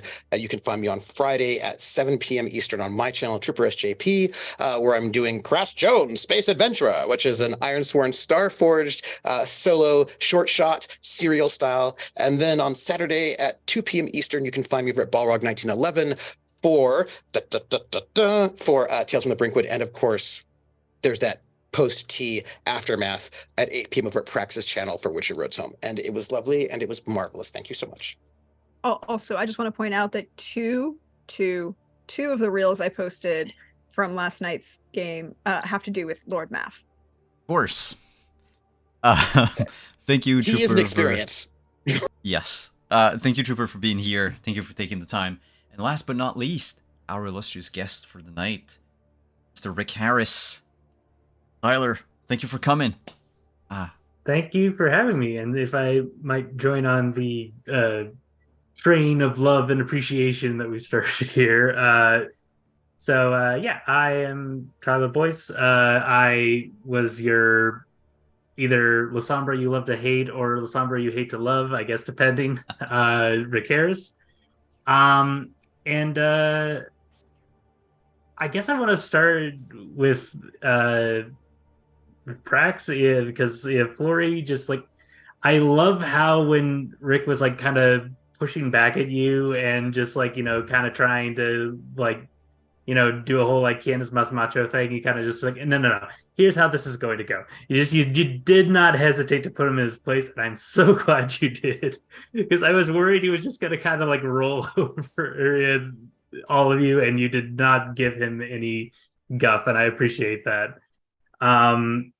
And especially Pope, I just like, because like yeah, I keep forgetting that there's like actually a huge rivalry between Shimish and Lasombra, but like I love how you played it off as like, no, no, no, you do not mess with my friends. Here's what I'm gonna do if you mess with my friends. And I that was also like the just making yourself look like Rick is just that was hilarious and also terrifying because that really just like made Rick realize, oh crap, he really can mess with me. Oh, okay, cool. It's like I have to account for now. Um and uh and for Trooper, I really wish that Rick and Lucky had gotten more chances to interact, but I know Flory and Porter ended up kind of taking the bulk of it. But um, I admire that like you kind of recognize that he did have that bond with Monet that like that this is his child, this is like it's such a complicated relationship. I don't want to necessarily get into all the details now, but needless to say, he's hoping that like she does not die. That would be the optimum scenario here. Of course. So yeah, anything that can help with that is much appreciated. And to our storyteller, wandering DM, thank you so much for having me on to this chronicle and just like willing to let me take part in like this established story with these established characters and let me kind of just like waltz in and like play like the know-it-all bad guy who gets absolutely just like put in his place. I'm glad I could provide that archetype and that trope. And yeah, just I'm not really on any shows or streams at the moment. But that said, you can find me on Twitter at Voice Games. I'm not really on Twitter so much these days. I'll be honest, I'm mostly on LinkedIn, if anything. But related to that, if you're going to the Game Developers Conference, GDC, I will be there next week. And yeah, just feel free to, if you see me there, just talk about like your favorite games, tabletop or otherwise, and I'm happy to chat. Awesome, and thank you for coming. I know we've played together before in a more comedic game, but it was fun to have you play a less comical character this time. Someone who actually, I think, lost his nerves maybe a bit. Which yeah, it was like it was really fun to like kind of like stretch those acting muscles and just like play someone who is like really serious and smarmy and manipulative, but not do it in a way that was specifically comedic. So yeah, this was a lot of fun to play around with. By the way, the Rick Harris page is now on the Legend Keeper. The link is higher up in chat, but I'm gonna post it again so you can see. Wonder do I hate him? Yes, you can all see the face claim now. Which, for those of you who can't or are on YouTube, don't see it. It's Luke Wilson. It's Luke Wilson dressed as a businessman being angry. Nice. Which is that's pretty much the descriptor, yeah. Nice. I'm into it. And yeah, thank you, Tyler, for coming and hanging out tonight. And I hope we do get to have more chances to play together in the future. One of which that I think I need to talk to you about. Yeah, for sure. Yeah, for something. But as for me, I'm Simon at Wandering DM. Thank you for coming, everyone. Thank you for the follows. Thank you for the subs. Thank you for the raids. Thank you for just hanging out in chat while we're having this, what is becoming maybe a high stakes situation over here. We'll see what happens with the Abyss and this strange manor house. Now, for those of you who weren't in the green room during break, Damien Black is actually, no joke, a character that I made for a vampire game a long time ago. And yes, he is just as edgy as you think he is. And that said, you can find me on Wednesday. I'll be over on HSC GMing Cyberpunk Red, Shadows of the Red Death. We have 3 more sessions to go, and the players have just learned that their dead friend that they loved very, very much, well, there's someone in jail pretending to be them, with the same mannerism, the same, they talk the same way. That's really weird, right? And then Yep. on Saturday at 1 p.m. Eastern, we're continuing Scion. It's going to be a big exposition session on Saturday. Then on Sunday, we technically for Witcher's Road Home at 8 p.m., Lindy and I are supposed to go sightseeing because I think that was what was on the schedule after the Yep. tea. I mean, it depends on how you define sightseeing. There are apparently multiple definitions to sightseeing now. Yeah. But Also, you know, I'm a king and wild stuff. And then next Monday we're back here for some more Vampire the Masquerade. There will be some stuff going on soonish on this channel. I don't know exactly when, but there's stuff being prepped in the background. So stick around for that. Anyway, I'll post it on Twitter, though I too am less and less on the Bird app, which is good for my mental health. So thank you everyone for coming. Thank you again for everything. Thank you for being here. Thank you for taking time off of your Monday evening, late into the night, to play Vampire with us. Have a good night, everyone, and we'll see you next week. Bye-bye.